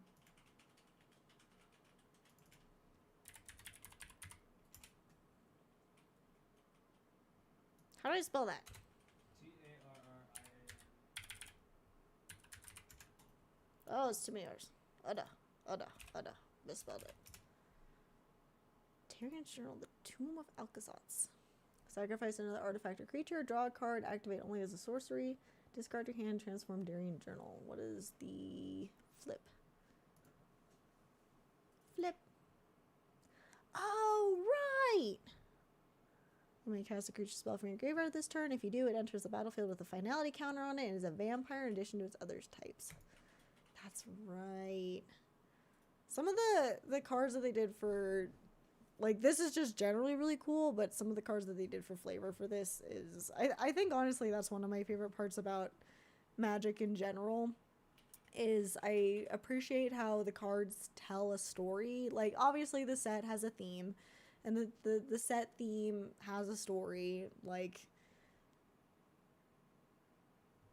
Outlaws of Thunder Junction, it's like a waypoint where all these people or where all these planes converge, and for some reason it's themed after the Wild West because why the fuck not? Maybe that's a bad example. Outlaw of Thunder Junction, I just love it. Outlaws of Thunder Junction does not really have a story. It's just kind of okay, but what if Wild Wild West but magic? And I was like, yes, this is my second favorite set now. Which I didn't think I would like that set that much, but I actually love it. But I also appreciate how they also bake it into a lot of the cards, and sometimes a card will be bad because it's a flavor card, and that kind of sucks. But I think for the most part, because so many cards are actually really, really solid and have that really cool dynamic of telling that story throughout, it just feels cool. Joseph wants to know, what do we think of the new Aether Drift sets coming out? Okay, so we were actually talking about this earlier. People seem really upset about Aether Drift, which is fine. I think it's really cool. I'm very excited for Magic the Gathering Wacky Races. And, I don't know. Like, vehicles are not my favorite mechanic in the game, but... hey, we were just talking about flavorful things. I think specifically because it is a very flavor-heavy set, I think I'm going to enjoy it more than a lot of folks. Quintastic says, Wizards of the Coast employee, I dare you to see how many cowboy hats we can cram in one set. This set can fit so many cowboy hats. Oh, actually, you guys want to see my favorite card? Oh, that's not going to be very specific, but I'll find it. I want to see my favorite card from Outlaws of Thunder Junction. Let me also look by, oh my god, I actually don't know how to edit default query. No, wait, whoops, my bad. I was going to, let me see if I can find it. Aha! This was my favorite because. Why he got little spurs, though? Why the Sphinx got little spurs? Why she... sorry, I misgendered the Sphinx. Why she got little spurs, though? Why she got spurs? What does she need them spurs for? How's she riding her mount? Like this? With her front paws? Is she riding them out with the front paws? Like she's doing a handstand on the saddle? Where did her head go? Why does she need a mount? She got wings? Why she got little spurs though? This card drives me crazy, but I love it. I don't know why I love it. I love it. Why she got little spurs though? Put that on a t-shirt. Also says, nice, you have a vehicle Shurikai deck, but you're actually not looking forward to the speed mechanic. Nice. Is the vehicle Shurikai deck? Oh. Was that one of the Kamigawa precons? Because that sounds familiar. Not looking forward to the speed mechanic. The speed mechanic is pretty wild. Your favorite card for that set is the Great Train Heist, which is actually pretty good in your... Oh! Great Train Heist. We have that, yeah. Ah! What? I don't understand. There we go. Oh, it was because I said the... Yes! Untap all creatures you control. If it's your combat phase, there's an additional combat phase after this phase. Creatures you control, you have +1/+0. Gain first strike till end of turn. Choose target opponent. Whenever a creature you control deals combat damage to that player this turn, create a tapped treasure token. Yeah, nice. That's solid. Yeah, I'll add that. Thank you for the heads up. Edgar Markov. Boop. Perf. Nice. Thank you. I almost forgot about it. I was looking at this card when we were cataloging them. Honestly, Thunder Junction, I think, is genuinely my, like, second favorite set right next to Innistrad. Just because it's so good. Like, I don't know what it is about it. It feels like they actually just kind of were, like, having so much fun with it, and they had it kind of loose on the story so they could do a lot more with it. I don't know. I really like it. Fantastic. Great sets based on limited play, and Thunder Junction was a lot of fun. Yes. Oh my god. I think I actually had one of my better draft decks. I actually kept it intact because I liked it so much coming out of Thunder Junction. It was fun. And it was great too because it's like a little... I got Oko. So it's like this like shitty little like... I call it my Tumblr Sexy Man Oko draft deck. Very long title. Because it's Oko, but it's all like being silly and goofy, and it's so much fun. It's just like, let's just see what happens. That's the composition of that deck, and it actually works really well. Sometimes drafting feels like playing a games of Cards Against Humanity, except you have the pet pile of like the pet plays the card and the pet keeps winning. That's what that deck feels like. It feels like I just kind of was like, let's do this for fun to see what happens, and it just kept winning. That felt really good. So sorry, I'm trying to pull up music right now because I figure we're just kind of just chatting at the moment. Sorry, I'm adding things. Oh, you're fine. I trust you. You're the deck master of this house. In this house, I trust a man who knows how to handle his deck around here. Yeehaw. Hold on. I don't remember which Oko it is. And I also have the art card. I don't have the signed art card. Kurt Call says big paws on that. The big kitty paws on that? Ayy. But look at him. Look at him. That's a man who knows how to handle his deck, if I dare say.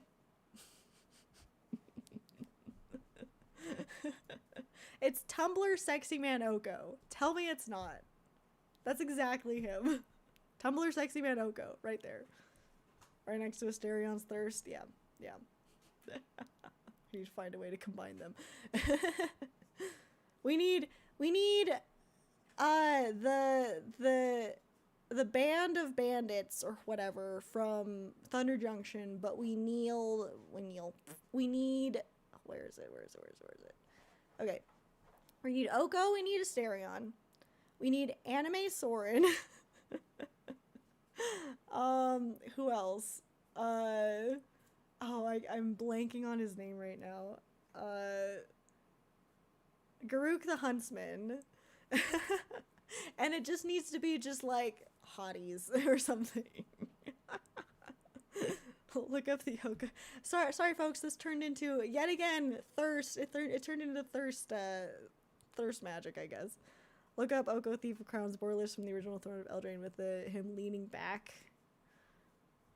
Let's see. Yep, this one, Thief of Crowns. Him leaning back against the tree. Yeah, he's the Tumblr sexy man. That's just what it is. Listen, I don't make the rules. Oko is a Tumblr sexy man. Okay, finally figured out. So the artist I was looking for was Figure. Figure is a dubstep artist who makes a lot of spooky monster movie themed music. So we're gonna put some gentle Figure. I mean, that's a little redundant, but we're gonna put some Figure on in the background. Folks who are hanging out at YouTube, you're welcome to come join us on the Purple app. Or I guess people on the Red app, you're welcome to come join us on Twitch.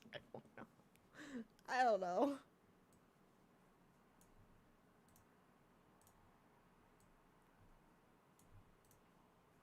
Oh damn, did they not do a Timur landscape? Not Timur, Mardu landscape? Huh? How did they do all of them?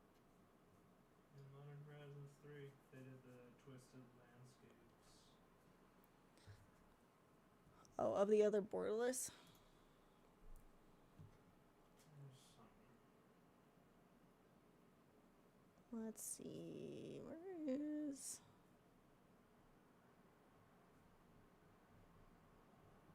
Where is he? There it is, the Shattered Landscape. I want to see the borderless. Hold on.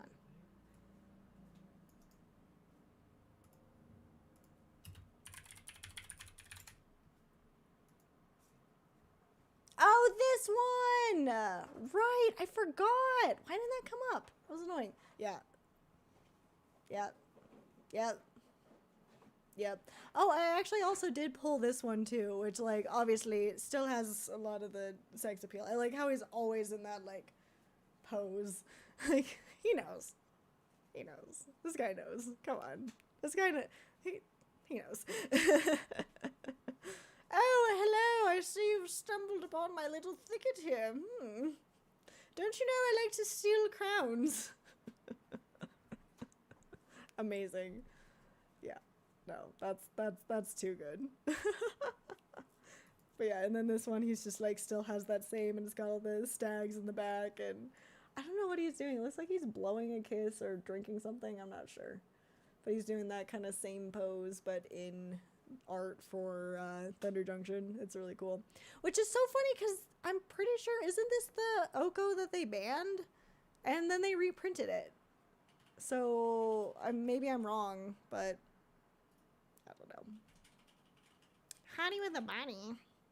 Might have to make a Oko themed deck at some point. I don't know what I'd call it. Just Tumblr Sexy Man Oko, I guess. Joseph says, are you looking forward to trying your Moxfield Spelltable combo? You're looking for a good way to play test decks. Oh, thank you, Joseph. Yeah, a lot of people were really mad that I did that, but that's okay. I'm glad you enjoy it, and I'm glad it's helpful. A lot of people were very pressed that I was doing that workaround. But if it helps, the reason I do the Moxfield Spelltable workaround is specifically to test small changes with my decks. And also because Spelltable is a really simple, like, straightforward platform. And it's cool because, like, if my friends want to play test an actual physical deck that they have, they can just do that too. So I like that it has that simple variability. You have the card reader ability. It looks way better on stream. I had to delete my VOD because the audio was corrupted, unfortunately, so I had to, otherwise you could have seen it looked way, way, way better. And people still use it as a commander, still, so it's for Oko. This is people still use it as a commander, so it still has some value. Yeah, I don't know what the deal is with it getting randomly banned and then it was okay again, but I don't know. It's a great card, and Oko is amazing. I love him as an addition to. We definitely needed a stylish twink in our roster of planeswalkers. Oh, well, but I get, you know what? No, wrong Jace. I guess Jace was the original twink before Oko came along, but Oko's like twink, right? And Jace is like, oh, is he a twink? What's under that robe, sir? And Oko's like, here I am, the twink. So it was never banned in Commander. Oh, okay. So then that was where I got confused. Okay, thank you for clarifying that for me. But yeah, I also remember when this, before Innistrad came out, what year did Jace the Mind Sculptor come out in?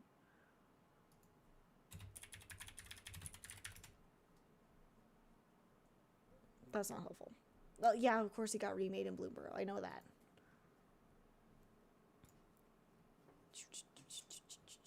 Gosh, I don't remember, but I remember he was like a hot button card when I first started playing Magic. Like, people were obsessed. The original hot body was Force of Nature from Alpha.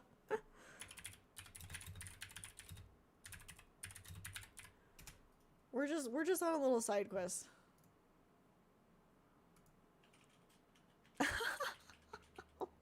What? Uh-oh. I mean, that's really cool. Whoa, hottie with a body over here. What's he holding in his fist? What's he got there in his grip? What's he gripping onto there? I'm sorry. Good call. Ideal body. It's true.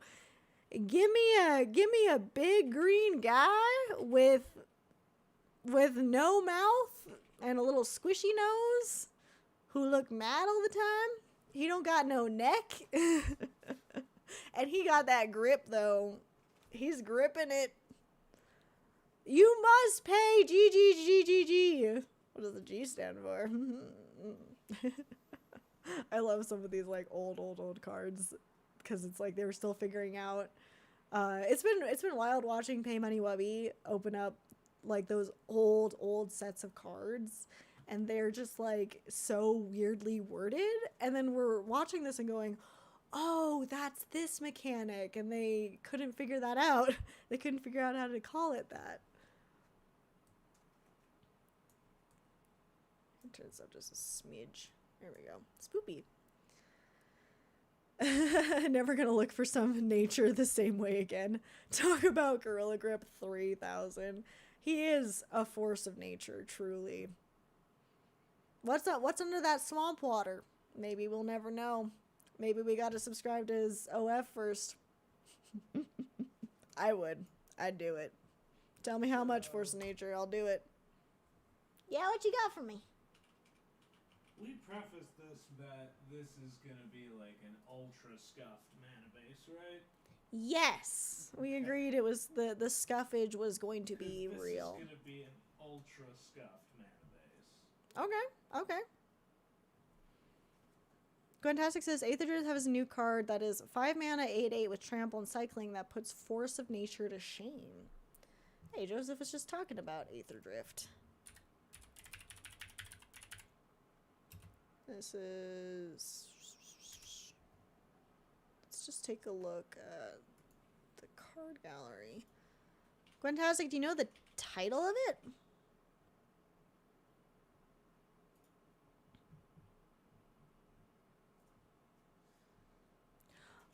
Oh, we might, honestly, maybe on stream I'll try drafting Aether Drift if it's going to be available on Arena. For selfish reasons, mainly because I would like to take this opportunity for those of you who really find the Aether Drift set. Hold on, we're gonna pause the scream out dubstep for a second. For those of you who really think the aesthetic and the style of Aether Drift is cool, I would like to introduce you to something that is part of our Covenant Creed and our cult following.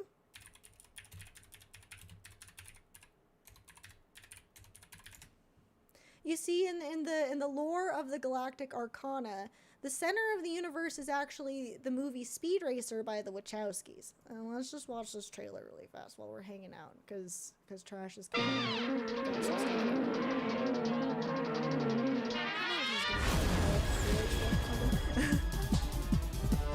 Your son seems to be interested in only one thing. All he talks about, all he seems capable of thinking about, is automobile racing.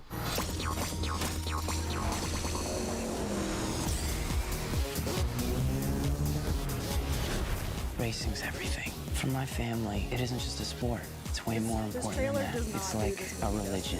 Are you ready to become a real race car driver? Then sign that contract. He's just trying to scare you, son. What you do behind the wheel of a race car has nothing to do with business. It's so good.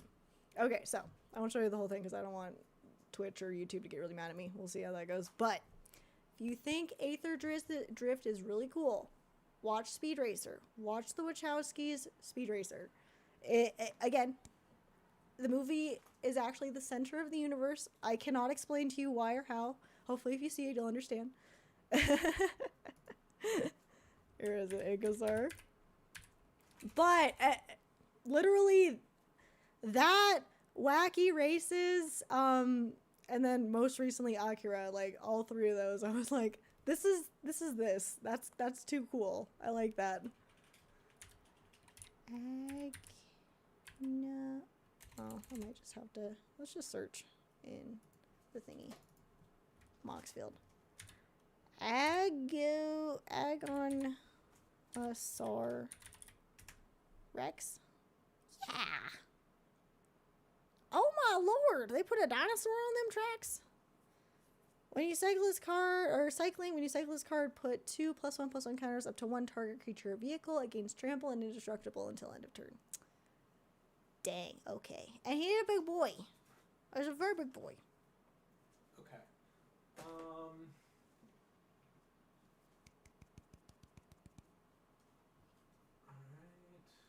Definitely not as hot as the Mr. Mans.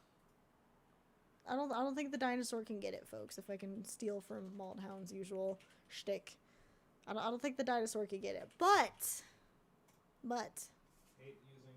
Mr. Gorilla Grip Mans can. And go watch Speed Racer. Okay. So I actually think that's a good moment. So it sounds like Trash is onto something. So while he's doing that, we're gonna take a quick, we'll call it a 3-minute break, just so I can stretch my legs and switch my desk to standing. And also because, unfortunately, we have to feed into the capitalist machine, and I have to run an ad because Twitch be what it do, so then that way it's not forcing ads on you at the most inopportune times. So I'm going to run an ad, I'm going to be right back, and I'm going to switch my desk. I will catch you folks in a moment. Don't forget, if you want to skip ads entirely, you can always subscribe, but it's greatly appreciated, not required. Oh snap, Gwen's gotta go. Good night, happy brewing. Well, thank you so much for joining us, and thank you for these wonderful deck recommendations. I think that's actually gonna help us a ton, and I'm very much looking forward to adding those. So thank you for joining us. Hope to see you again soon. I'm hoping next week we'll be able to test this a little bit. But in the meantime, we're gonna take a quick little small break, and we'll be right back.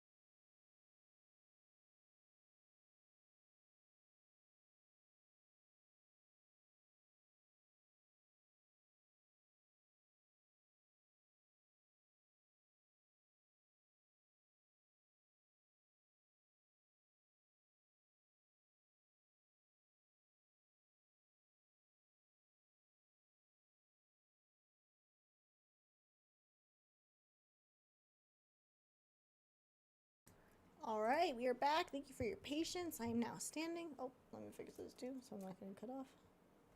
Yeah, nice. Not too bad. Okay, so it sounds like we have a significant amount of cards in this deck now. So let us take a look. While we were kind of shooting the shit,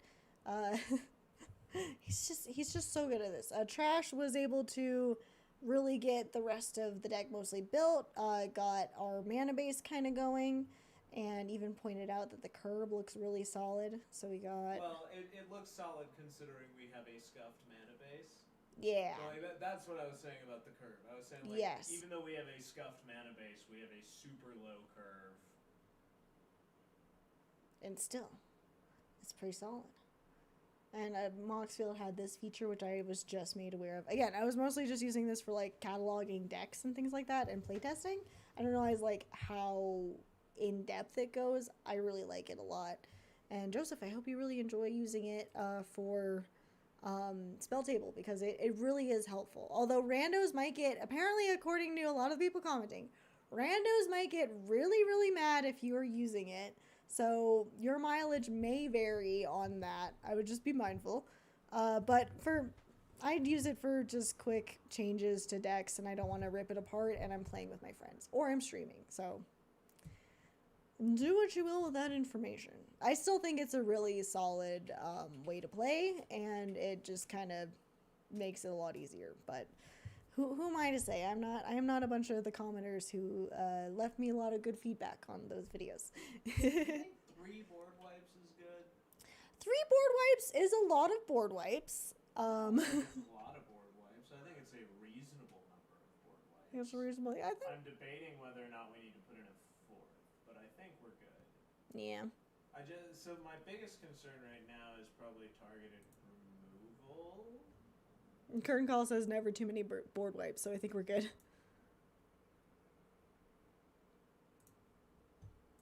Yeah, I don't think we have enough targeted removal. Oh, targeted removal? 2 is over. Let's see. I guess Deafening Clarion can be a board wipe if the board's small. So we have a braid for... We have a braid, we have Astarion's Thirst. Oh, I mean, we have white. Why is Swords not in here? Oh, Swords to Plowshare? Tip. Oh, actually, Swords no, to Plowshares? Farewell? No, you got me that Demon Slayer card. Isn't that a... Yeah, that's Swords to Plowshares. Oh, it is? Yeah.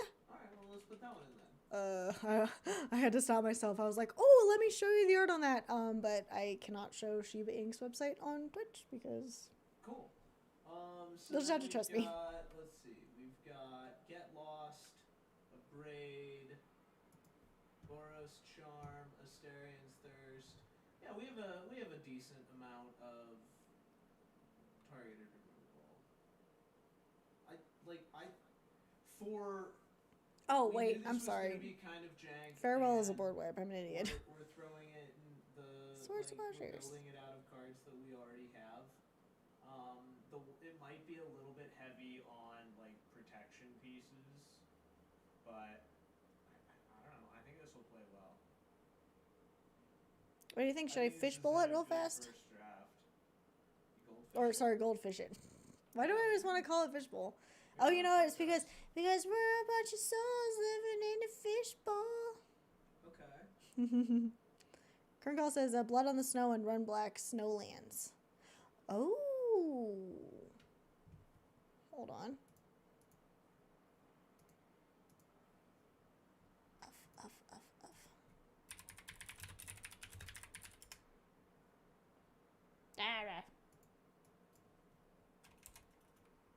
Where?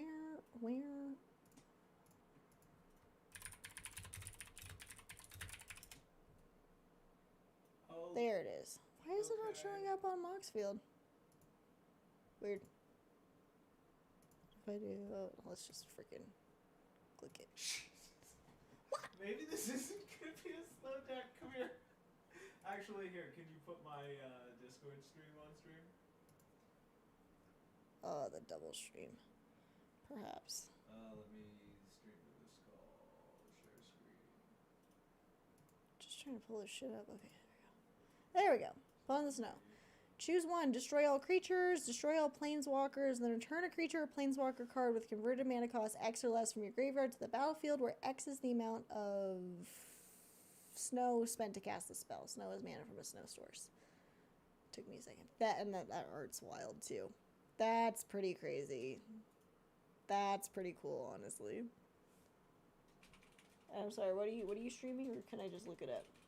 Oh, are you goldfishing it? I did a playtest, and this is I want to show you this turn 1 because it's completely Oh okay. wait, it would be a turn 2, but yeah, I want to show you this because it's absolutely disgusting. All right, cool. Let me hold on. Sorry, last time I opened up Discord, I almost doxed myself. That could have been bad. We're gonna switch. Oopsie. Why are we all breaking? What the hell? Hold on, give me 1 second.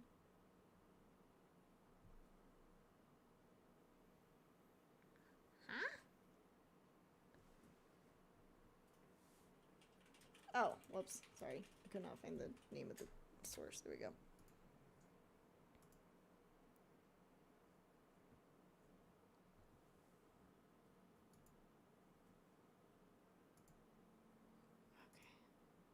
Okay. Alright, let's see.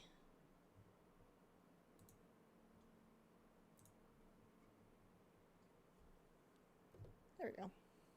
Okay, what you got? Alright, so draw. Oh.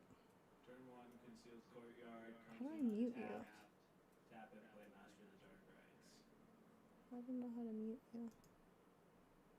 Mute. There we go. Turn 2, play Master of the Dark Rites, Edgar trigger, get a vampire. Edgar trigger, get a vampire. Okay.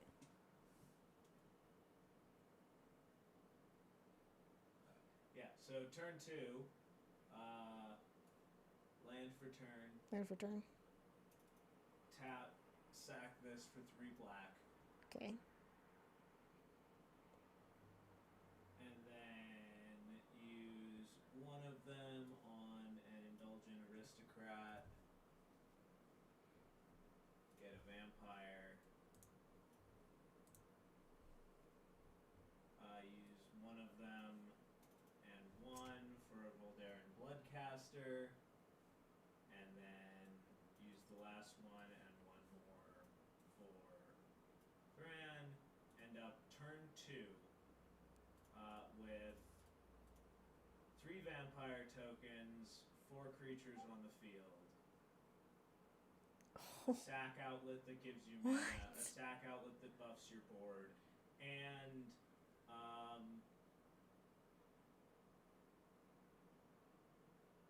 oh, I also feel like I can barely hear you. draw into a land next turn, which we do, but it's a bounce land. It's a turn 4 Edgar. Turn 4 Edgar. Yeah, because if we play it out, let's tap 2. Obi-Wan for says, why no Boros Delta Force? Signet, play a Boros Garrison as land for turn, returning the mountain. This comes in tapped. We can do some swinging if we want to. And then next turn, land for turn, tap and sack a vampire. And then for 3 black, and then tap out for 1 of each color to get Edgar out. And then immediately start swinging with a board that's buffed. Yeah. Hold on. I want to fishbowl this fucking thing. Hold on. Or sorry. I keep calling it fishbowl. I'm sorry. I don't know why. It's because, it's because every day we get in the Discord and we all sing the fishbowl song. We're like, oh, we're a bunch of souls living in a fishbowl. Thanks, Bean. Sheesh. And then anytime something dies, you're pinging your opponents for 2 and gaining 2, making a blood token, and yeah. So. And then Obi says, Why no Delta Force? Also, Edgar, I'm playing Slivers. The only response.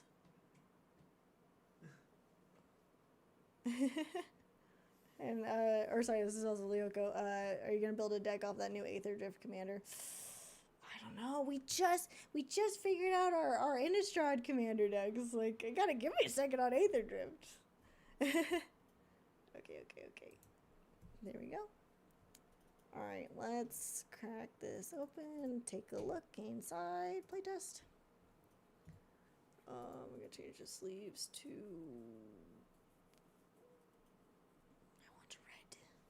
I want red. Ruby. Oh, perfect. And you meant because you saw the Demir zombies. Oh, yeah. That we are also building off of the Innistrad stuff. Which I don't know if we'll have time to get to that tonight, but that's definitely in the works. But I didn't realize that one of the commanders for Aether Drift is also a Demir zombie. So interesting. Okay, so this is not a great, well, okay, so in my, I mean, you can look at my stream and see what I have. So I have a swamp, I have a Rustveil Bridge, Get Lost, Voldaren Epicure. I could play that pretty quickly. Shared Animosity.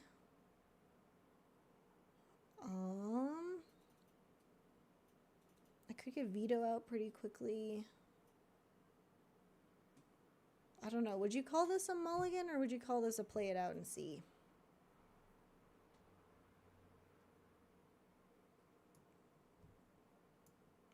I don't know. I think I'd want to go with like a 3-land starting hand. Bug, are you still doing your goldfish? Yeah, I'm just going through another one. That was a Lyoko says mulligan as well. Yeah, we might as well. Wait, let's restart easier. Okay, that's a little bit better. Got the Gorger. The Gorger's pretty good. It can come out pretty immediately. The Vantage is back.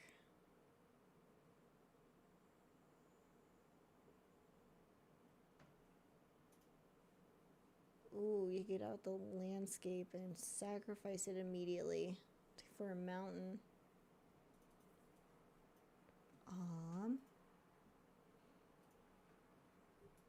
Oh, actually, yeah, because of the Boros Signet. I'd probably keep this.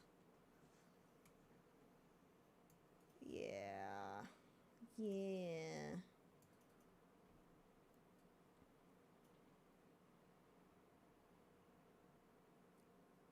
With lands, you can do tap abilities immediately, right? Okay, yeah, because it's... Alright, I don't know why I always, like... Double think that? No, brain. That's not... No. Go to Mercies. Hope you're having a solid night. How's the deck building? It's going good. Welcome in. We just finished the deck list for this Edgar Markov deck. Let me actually pull it back up. Oh, no. Boop. Boop.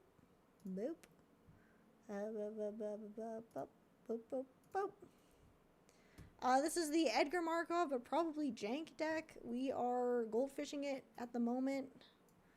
Okay, so Lucas says you got any tri-lands that shattered into the... Wait, tri-lands that shattered into one of those is dank?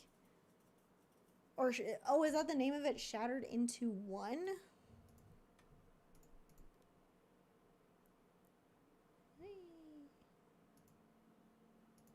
Don't have any triomes in here.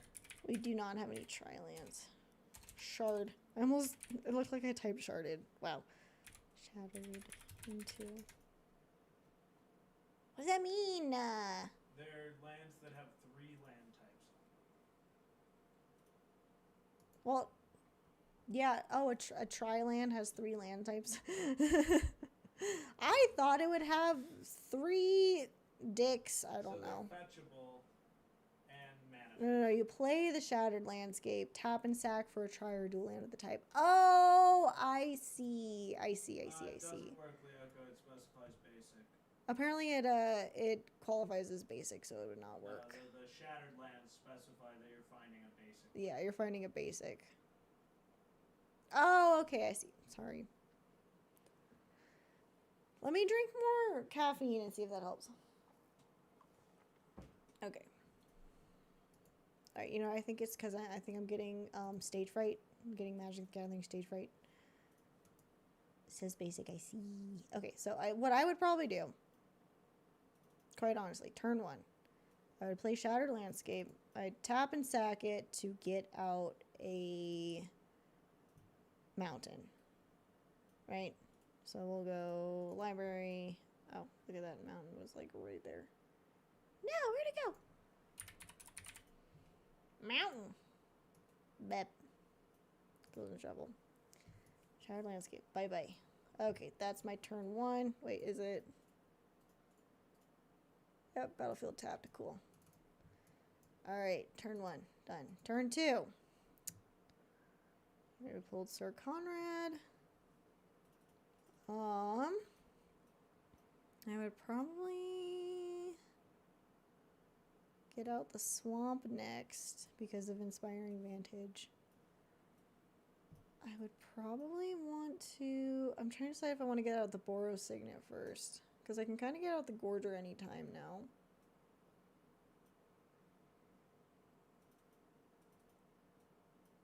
Okay, yeah. So I'm going to do Boros Signet next. Turn 3. So now we've got... The Inspiring Vantage comes out for land for turn. Comes into play just as... Because I have 2 other lands.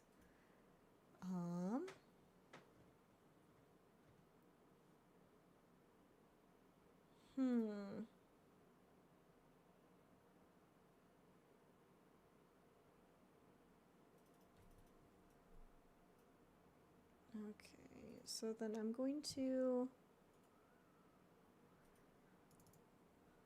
play the Falkenrath Gorger, right? Then I'm going to tap the Inspiring Vantage for the Boros Signet. So I now have 3 mana I can still use to get out the Preacher of the Schism. So then I've got these 2. This guy has Madness technically from before. Well, actually, no, I played it, so it no longer has Madness.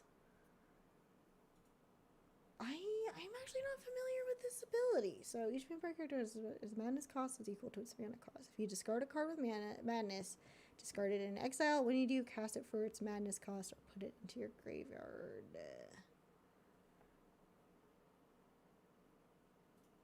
Okay. If at any point I'm playing this wrong, someone stop me. Because this deck is kind of more Trash's deck that he wanted to build. That I was very excited because I had been helping collect cards for. And I just kind of wanted to see how it goes. The zombies deck is going to be my deck because it's easy. It's just zombies, zombies, zombies. Hence why it's called What's in Your Head? Anyway. Maybe that'll be the theme music for each of these streams so far. Yeah, I am happy with this in its current. You're happy with this in its current? Yes.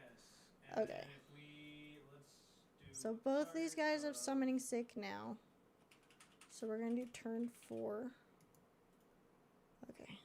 Have land for turn as well. Nice.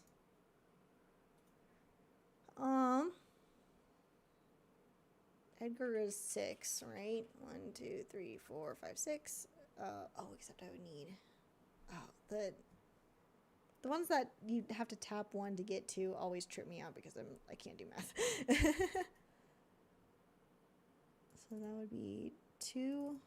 So 1, 2, 3, 4, 5. Still not enough. That's okay. Sorry. Helps to physically... Okay. That's pretty cool.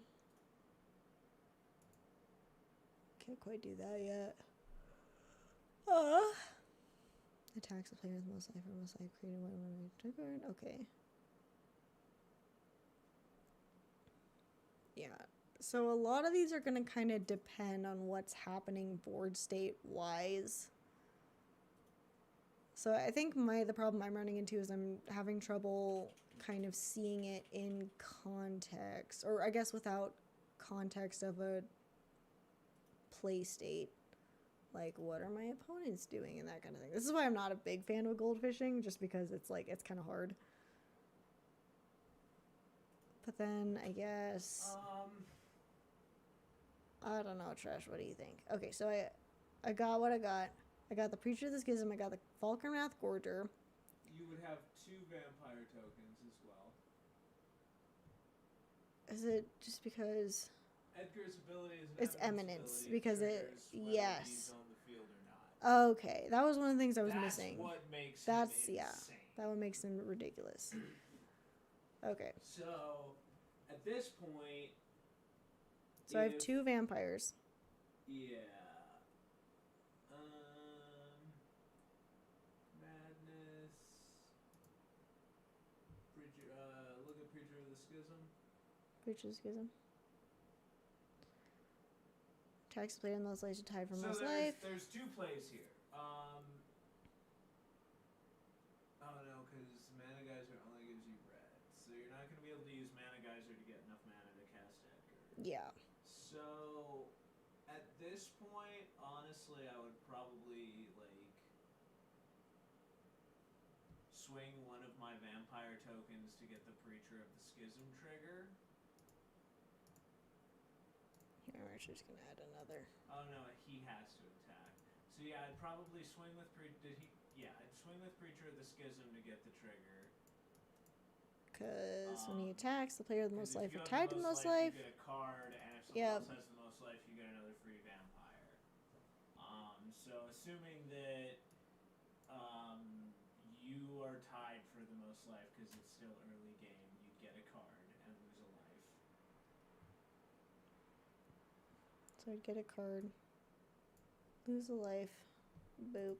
Off the Preacher of the Schism trigger, and he would be tapped because he swings. Yep. But he's a 2/4 death touch. He's probably not getting blocked early game, so you can assume he survives. Yeah. And then so you draw a card and lose a life because we're assuming you get the second trigger, which is you have the most life or are tied for the most life because it's turn 4. Yeah. You're probably at 40 or 39. So yeah, do next turn. That would be your turn.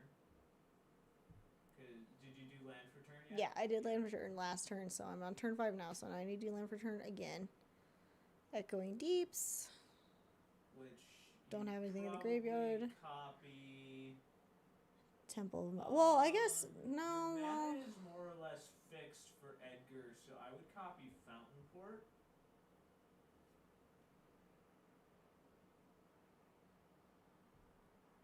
Well, but no, it says enter the battlefield tapped as a copy of any land card in a graveyard. So then the only thing I have is Shattered Landscape, but that would still work. Yeah, no, I'd do the Temple of Malice. Okay. And get the Scry trigger. You get Edgar next turn. Scry.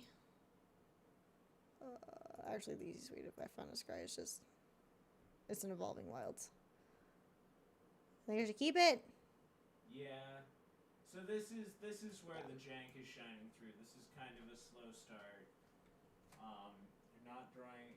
So that was something I ran into as well, was not drawing into enough vampires. Yeah. And I think kind of hit a bit of a mana pocket initially. Yeah. Honestly, I think we could probably ditch.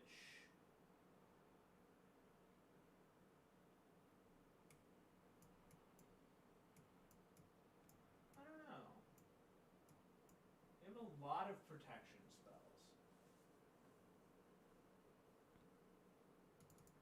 We would probably ditch Angel Fire Ignition.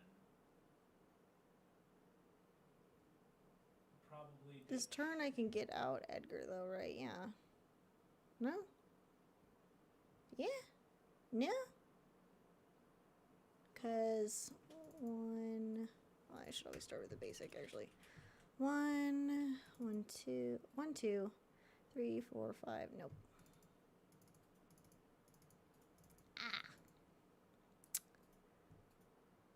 The problem I'm seeing right off the bat is I've seen your game and one of my games now where just early game we weren't getting any vampires. I think we need more creatures. I think the easy way to do that is to just throw all of those lords in here. Yeah, all those little vampire lords. Yes. And the problem is figuring out what to cut. Which we have a lot of enchantments in here. I think we could probably cut Warlock class. I would mulligan. We could probably cut Roar of Resistance. Let's keep. Oh yeah, let's keep. 3 more spots for creatures. Okay. Where's the wish list? So then I would do Burrows Charm. I would start with Stromkirk, Captain. Nomad Outpost. Next turn. Outpost, yes. Nice. Swamp. Then tap these 2 for Blood Artist. That gets me a vampire. Boop. And then I have execution, another creature dies, so I play just another game life. Perfect. Both of those have summoning sick. Turn 3. Mountain. Not enough for Bloodline Keeper quite yet, but I do have. That was an instant. Okay, I've got like this pull is a lot of removal and protection.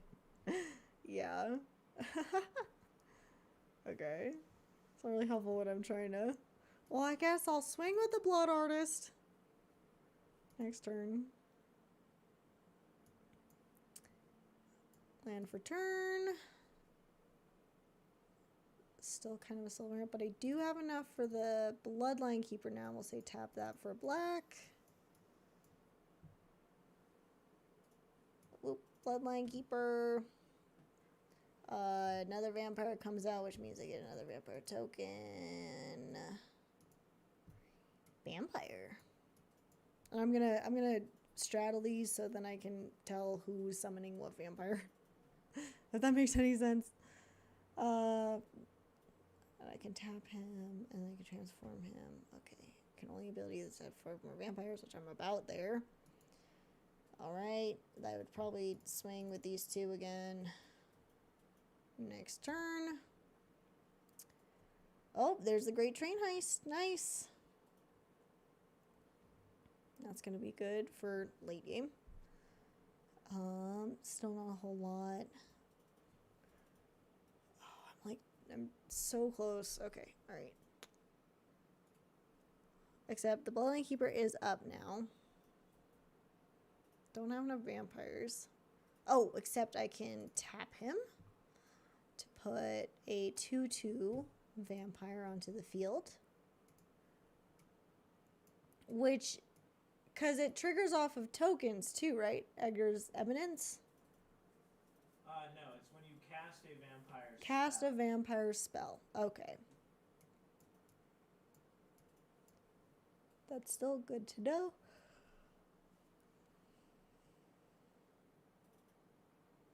Okay, so then next turn. Boop. There's a land. Shattered Sanctum. Does it come fully tapped? Nope. 2 more other lands. Perfect. Put that over here.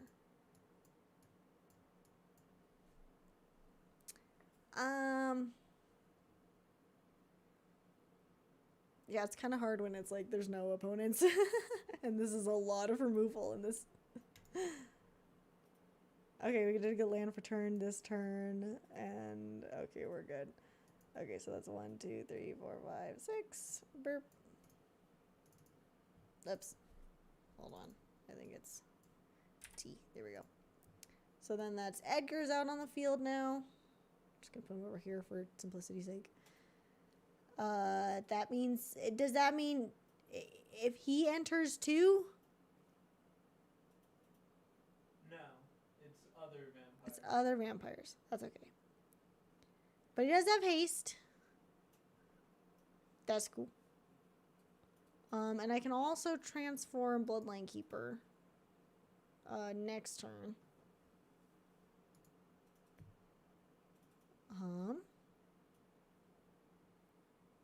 Oh, but I could also tap him this turn.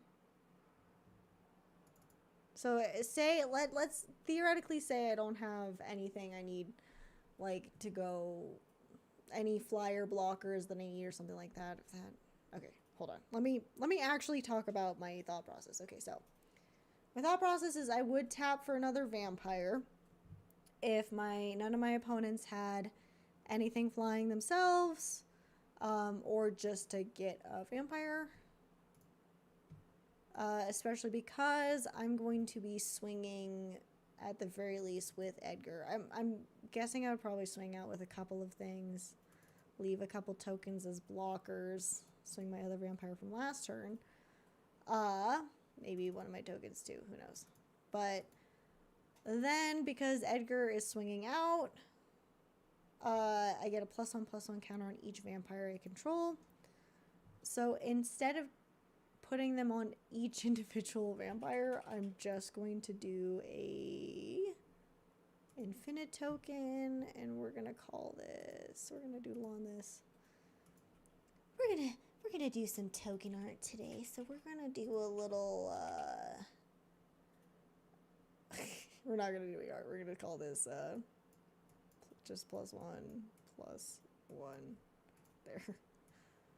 Doesn't have to be pretty, I just need to know what it is. I'm just gonna say that's triggering off of Edgar's. Everything gets +1/+1. Okay. So then that would be that turn. Next turn. Hey, nice. Okay, so I would probably tap this for soaring. Alright. Hell so yeah. A few small swaps. I got rid of a couple. Wait spells 1 and second. enchantments we didn't need, and I added in a couple of those lords. Okay. But I guess that's the gist for that. So if you did make some changes, then I will restart. But well, from the playtest space. I think it's in a good spot, and Boop. Playtest. Okay, this is with those changes. Oh, yep, I already have a hand that's almost primarily vampires. No mana though. Not a single mana. Lots of small vampires though. So that's already a good start. So let's restart again. Mulligan. Okay, now this is a hand that is all lands. And 1 vampire. Oh my god, it was like the opposite. Behold all my lands and my singular very handsome vampire roaming among them. He has a cowboy hat, so you know he means business. No, we'll try that one more time. Okay, that's much better. Alright. Okay. Okay, that's actually a really solid start, because I have 1 of every color. So, straight out the bat, I can play a mountain. Falconwrath Gorger goes out. Now, each vampire card I own that is on the battlefield has madness, and the madness cost equals its mana cost. Sweet. So then turn 2, bam. That means we can get out. We'll do...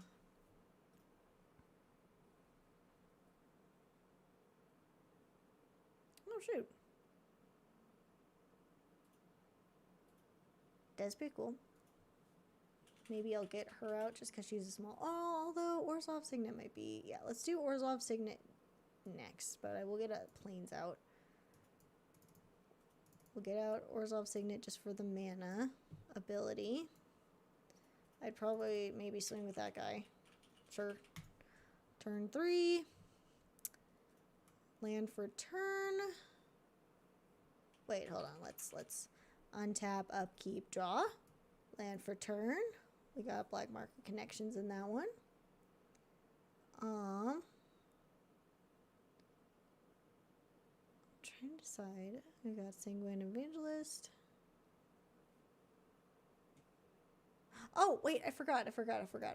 I also made a vampire token because of Edgar hanging out in the background. I do have enough to get out Olivia.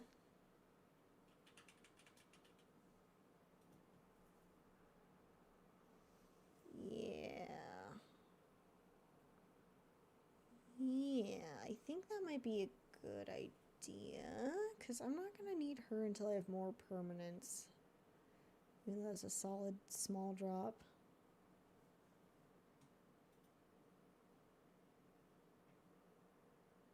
Yeah, I think it makes more sense because I'm able to get out Olivia faster. So now I've got 4. Olivia's out. Say we swing at the Falconwrath. Oh, but I also make another vampire because of Edgar. Nice. Turn 4.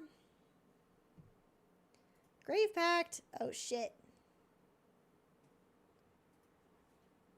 Oh, fuck. I'm going to want to get that out as soon as possible. Oh, my God. Where's my black mana? Okay. So then I think...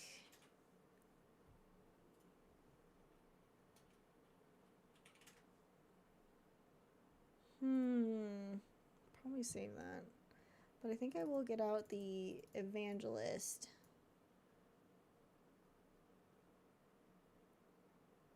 So then I get a bat and a vampire off of Edgar.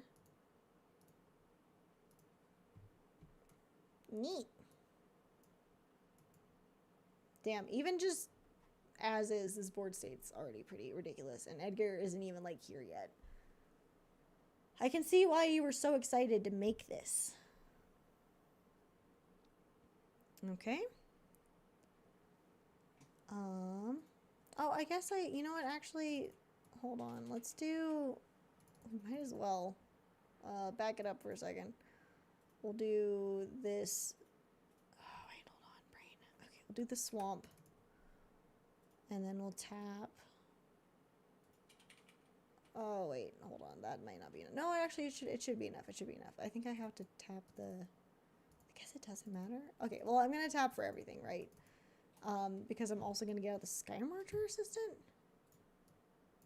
Might as well. And then with also... the cards that we don't have, I'm guessing we can get at least a few of them from people we know. And I'm running out of space for vampires. 50, even if we wanted to just buy all of the cards that we need, it's $15. 15 so bucks? well within our $50 budget. Okay, nice. Sweet. So all the recommended cards are well within budget, so that is solid. Heck yeah. But yeah, that would make another, yet another vampire. Okay. Okay, I think, yeah, that already, that small change, I think, works. Because even though... it's turn 4 and I'm still getting a pretty decent mana stream. Like, I've got 5 mana to work with. So if I get another land for turn... Nope, not quite.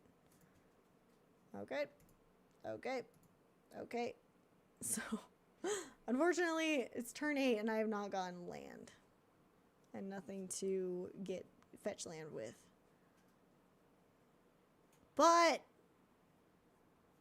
yeah, all these are still solid anyway. It's basically just like overwhelming vampires, I feel like is what it is. An overwhelming amount of vampires, as it were. That's okay.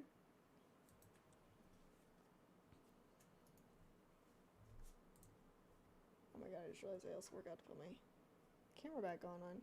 That's okay. Sweet. But yes, we have an overwhelming amount of vampires. Okay. I'm seeing the pattern. I'm kind of seeing the synergy a little bit more. I'm definitely gonna want to goldfish it to get a better perspective of how it fits in a game. I don't think we'll have enough time tonight because it's already 9 p.m. Let's see. When do I get... okay, there's Terra Expanse. Okay, cool. So 9 turns later, we got Edgar out. That's something to think about. Well, we got Epicure of Blood. Mana base is ultra scuffed. Yeah. That's definitely going to have to be the thing we're thinking of, is how to... Obviously, I feel like mana bases are always the hardest with any deck and just deck building in general. It's the part that I struggle with the most too, is just like trying to figure out the best way to balance everything. But I think for what we've got here, I can even just start from the beginning again and see. Because it seemed like the first time I was getting pretty badly mana screwed, and then this time I'm getting vampire screwed.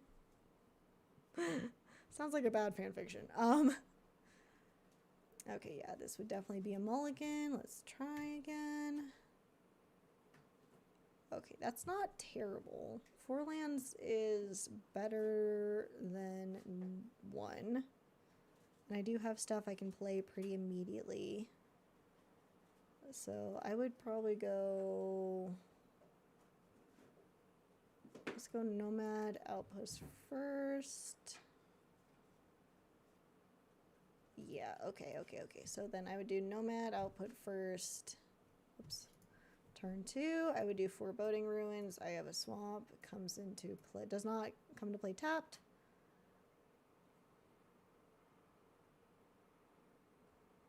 Interesting, okay. Then I would probably play Vadmir, New Blood.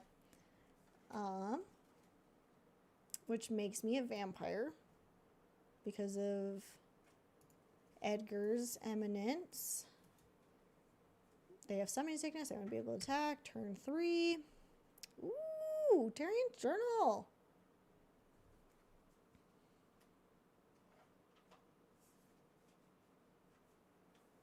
Interesting. Okay. So then Spymaster's Vault. Well, actually, no, I wouldn't do that yet. I would get out this swamp next. And then I would play Rakish Air. That gives me another vampire. Vampire. Vadmir New Blood. Actually, yeah, I feel like I like that figure song is stuck in my head.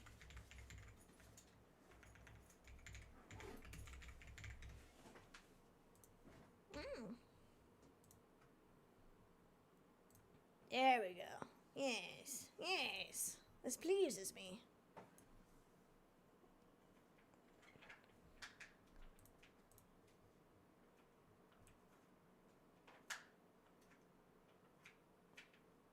There we go. This is like a reasonable volume.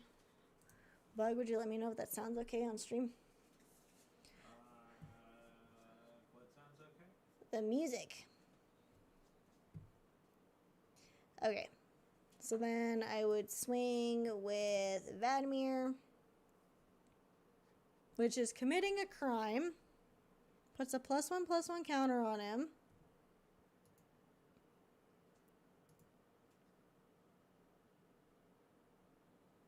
Only does it once each turn. I couldn't hear it at first. I was like, what's going on? My headset turned off because it went idle for too long.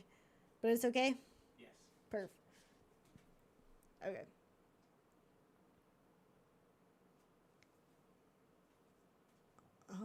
Okay. So then this guy, let's say, I don't know, let's say Lyoko doesn't have anything out on the board just yet, so I'm going to swing at him. Take 2, Lyoko. But that also means combat damage to a player. So I got a +1/+1 counter again, so that's 2 +1/+1 counters. So this guy's already up to 4/4. Ooh. Okay, so yeah, that would, in the stack, that would come after taking damage, so... Okay, so then my question would be, with Vadmir's ability, does that happen at instant speed? So then I would be coming at Lyoko with A 3/3 and not yes. a 2/2? Yes, he would trigger on target, and he Trigger would on get target. his counter on target, not on Okay. attack. So it's on target, not attack. So that would be a 3/3. Now it's a 4/4 after the fact. That's my turn. I guess I could have also swing at the... Oh, I swung at the vampire. Oh, it has lifelink. Okay, I have 1 health. Yay. Actually, that's something I'm going to have to remember is... Wait, hold on. The vampires with lifelink are different from just the regular vampires, right? Edgar just spawns a regular vampire, not one with lifelink. Never mind. Hold on. Sorry. I forgot that was a distinction. I was just kind of grabbing tokens willy-nilly. I wasn't thinking about that. So I'll have to be mindful about that. Ah! He doesn't want to go away! Okay, there we go. Sheesh. There we go. Okay. So then turn 4. Black Market Connections is in my hand. I'm going to play Spy Master's Vault because it enters the battlefield tapped unless I control a swamp. Okay. Still not enough for Edgar, but that's okay.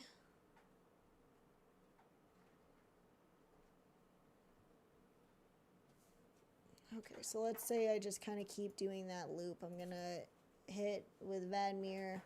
And we'll say also this vampire. So then that gets, well, I mean, at that point might as well swing with all the tokens, right? I'd leave, actually, I'd realistically leave 1 up as a blocker. But I would swing with the Rakish Air, depending. Just because it's a little beefier. Then that would add a counter to Vadmir instantly. He would do damage. Let's say I'm just smacking someone in the face again, so then... This guy also gets the counter. This guy gets another counter. Wait, I can just click these. Okay, there we go. But then this token also gets... Yeah, it's a vampire you control, so it does not specify creature. So then that would mean also the token gets it as well. Damn, the Rakish Air is a solid addition. From OG Innistrad 2? Nice. That's pretty sick. Okay. So then next turn I got Sir Conrad de Grimm for turn. Upcap, untap, upkeep, draw. Upcap, yes, thank you, brain. Untap, upkeep, draw. I got Sir Conrad. Smoldering Marsh. I do not have 2 or more basic lands, but that kind of doesn't matter. I'm going to play it land for turn anyway. Oh. That's going to be good. I don't have enough for Edgar, but I do have enough for Sir Conrad. Depending on how everything shook out, I might have done Black Market Connections. We just don't know. If you had the mana for it, you should have. Black Market Connections. Yeah. Yeah, because it always puts you mana positive because it lets you create treasure tokens. Oh, that's true. Can also use it to draw a card. Can also... Oh, wait. Oh, for some reason I thought it was a sorcery, not an enchantment. Oh my god. Yeah, no, you can do that every turn. Okay. Yeah, no. Thanks, brain. Wow. Okay, so then yes, Black Market Connections. Because this is pre-combat main phase. Okay, so then you can create a treasure token, you lose 1 life. Draw a card, lose 2 life. Okay. Okay, yeah. Okay, I'm seeing the pattern. Okay, let me just click through a couple times and see. Okay, so then I could have done Edgar turn 6. Cemetery Gatekeeper. What's his shtick? Okay. Let's check out a couple more turn cycles. The Gorger, Terramorphic Expanse, Blood Artist. Okay. Okay, so that's, I think even that small change put it in a way better place because that already feels like that feels like an ideal build-up. Because then you've got this coming out, making another vampire token, bap. This coming out, making another vampire token, bap. Edgar keeps buffing stuff. you got that attacking, but then once he hold on, let's just rearrange this actually. Once Edgar's out and he's attacking, that triggers off of Rakish Air, which gives him a +1/+1. But then if I'm also hitting with Vladimir and the Rakish Air, I'm giving them a +1/+1 and also the Rakish Air. And once he gets a certain level, he has a Menace and Lifelink too. So that's actually a really solid addition. Okay. Okay. Yeah, I think this is in a really solid spot. I'm sure our local game stores have some of the suggestions. Local game stores are local game friends. Local game friends! So, I wonder... Let's say currently contains suggestions from... A lot of these are from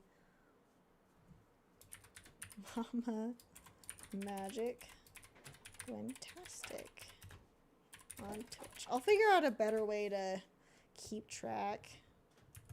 And then I think KittehCult, I don't know if you're still out there. I think there was also something from you that was in here.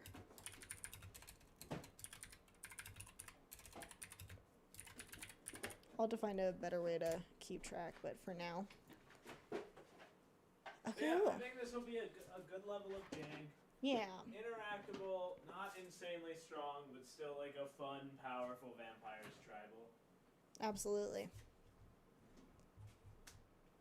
KittehCult says, "Yes, ma'am, I'm still here." Okay, I made sure to credit you on this deck list, because I think I do also want to add some snow cards and that snow ability, because I think that's gonna be cool. Okay, cool. So yeah, that feels like it's in a solid spot, actually. Nice. Hell yeah. I don't think we will have enough time to get to the zombies deck tonight, but I think this was a ton of fun. I think we'll figure out what we've got for the zombie deck next time, then add everyone's recommendations and kind of goldfish it a little bit that way.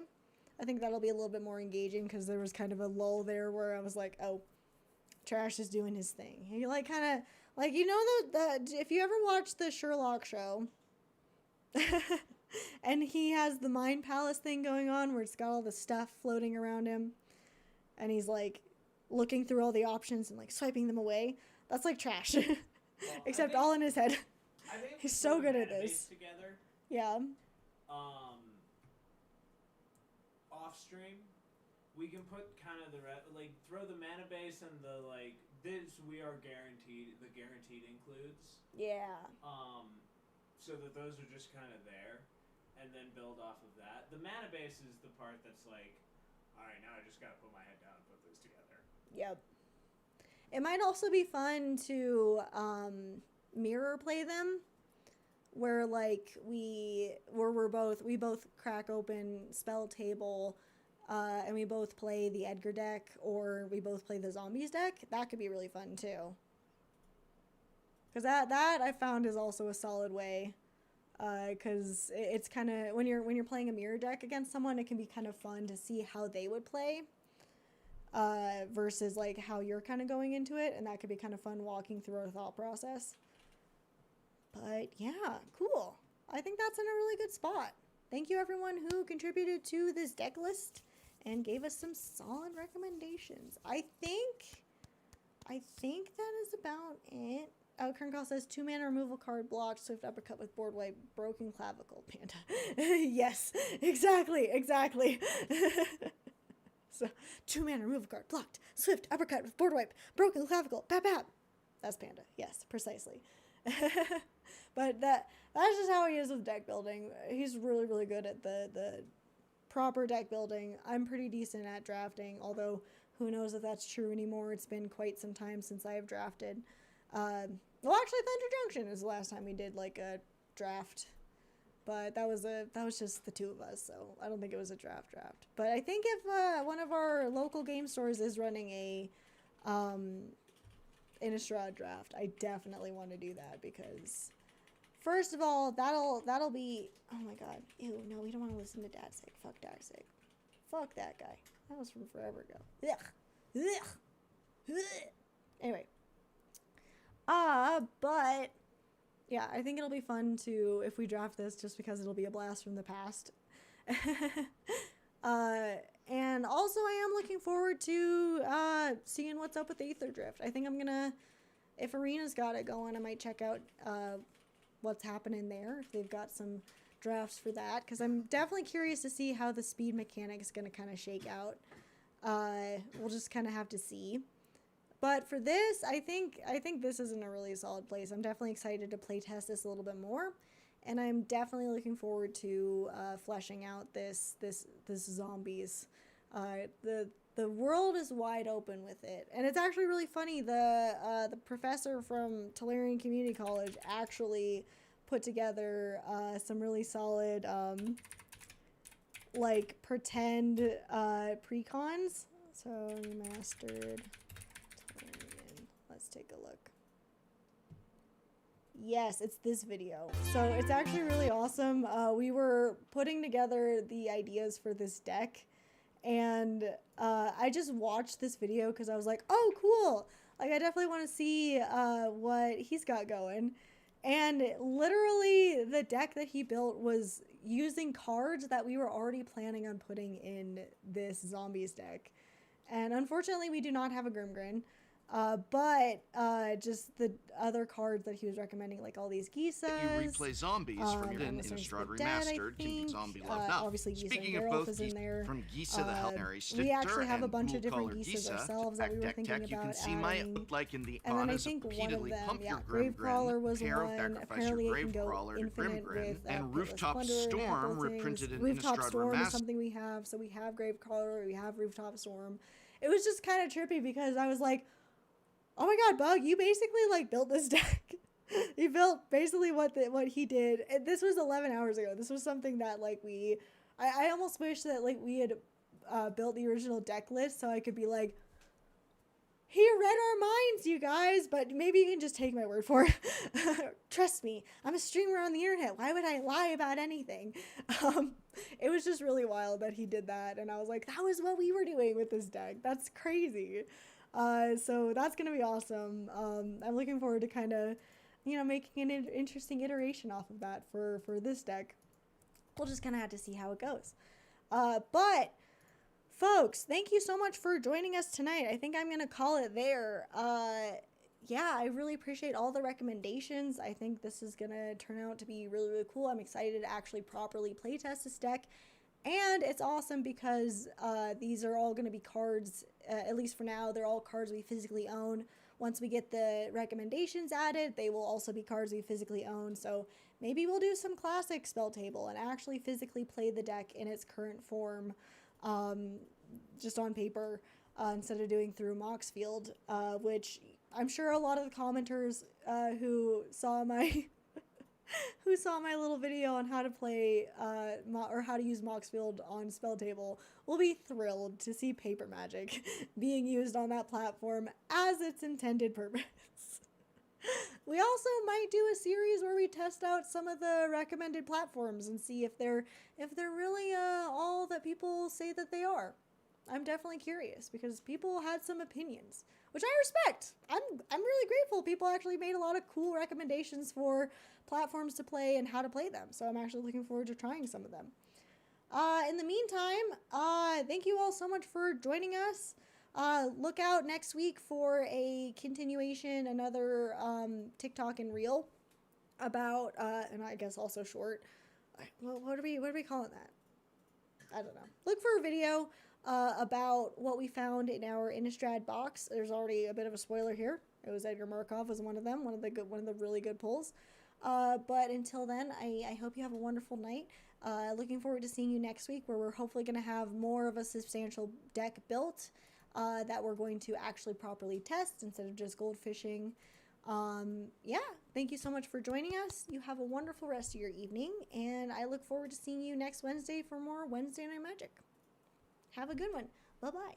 Oh, and last week I was supposed to do research on people to raid. I still don't know. I don't know who's streaming right now and who's got stuff going, but I'll have to figure that out next time, because I realized I don't know any, like, I don't have any mutuals right now who play Magic the Gathering.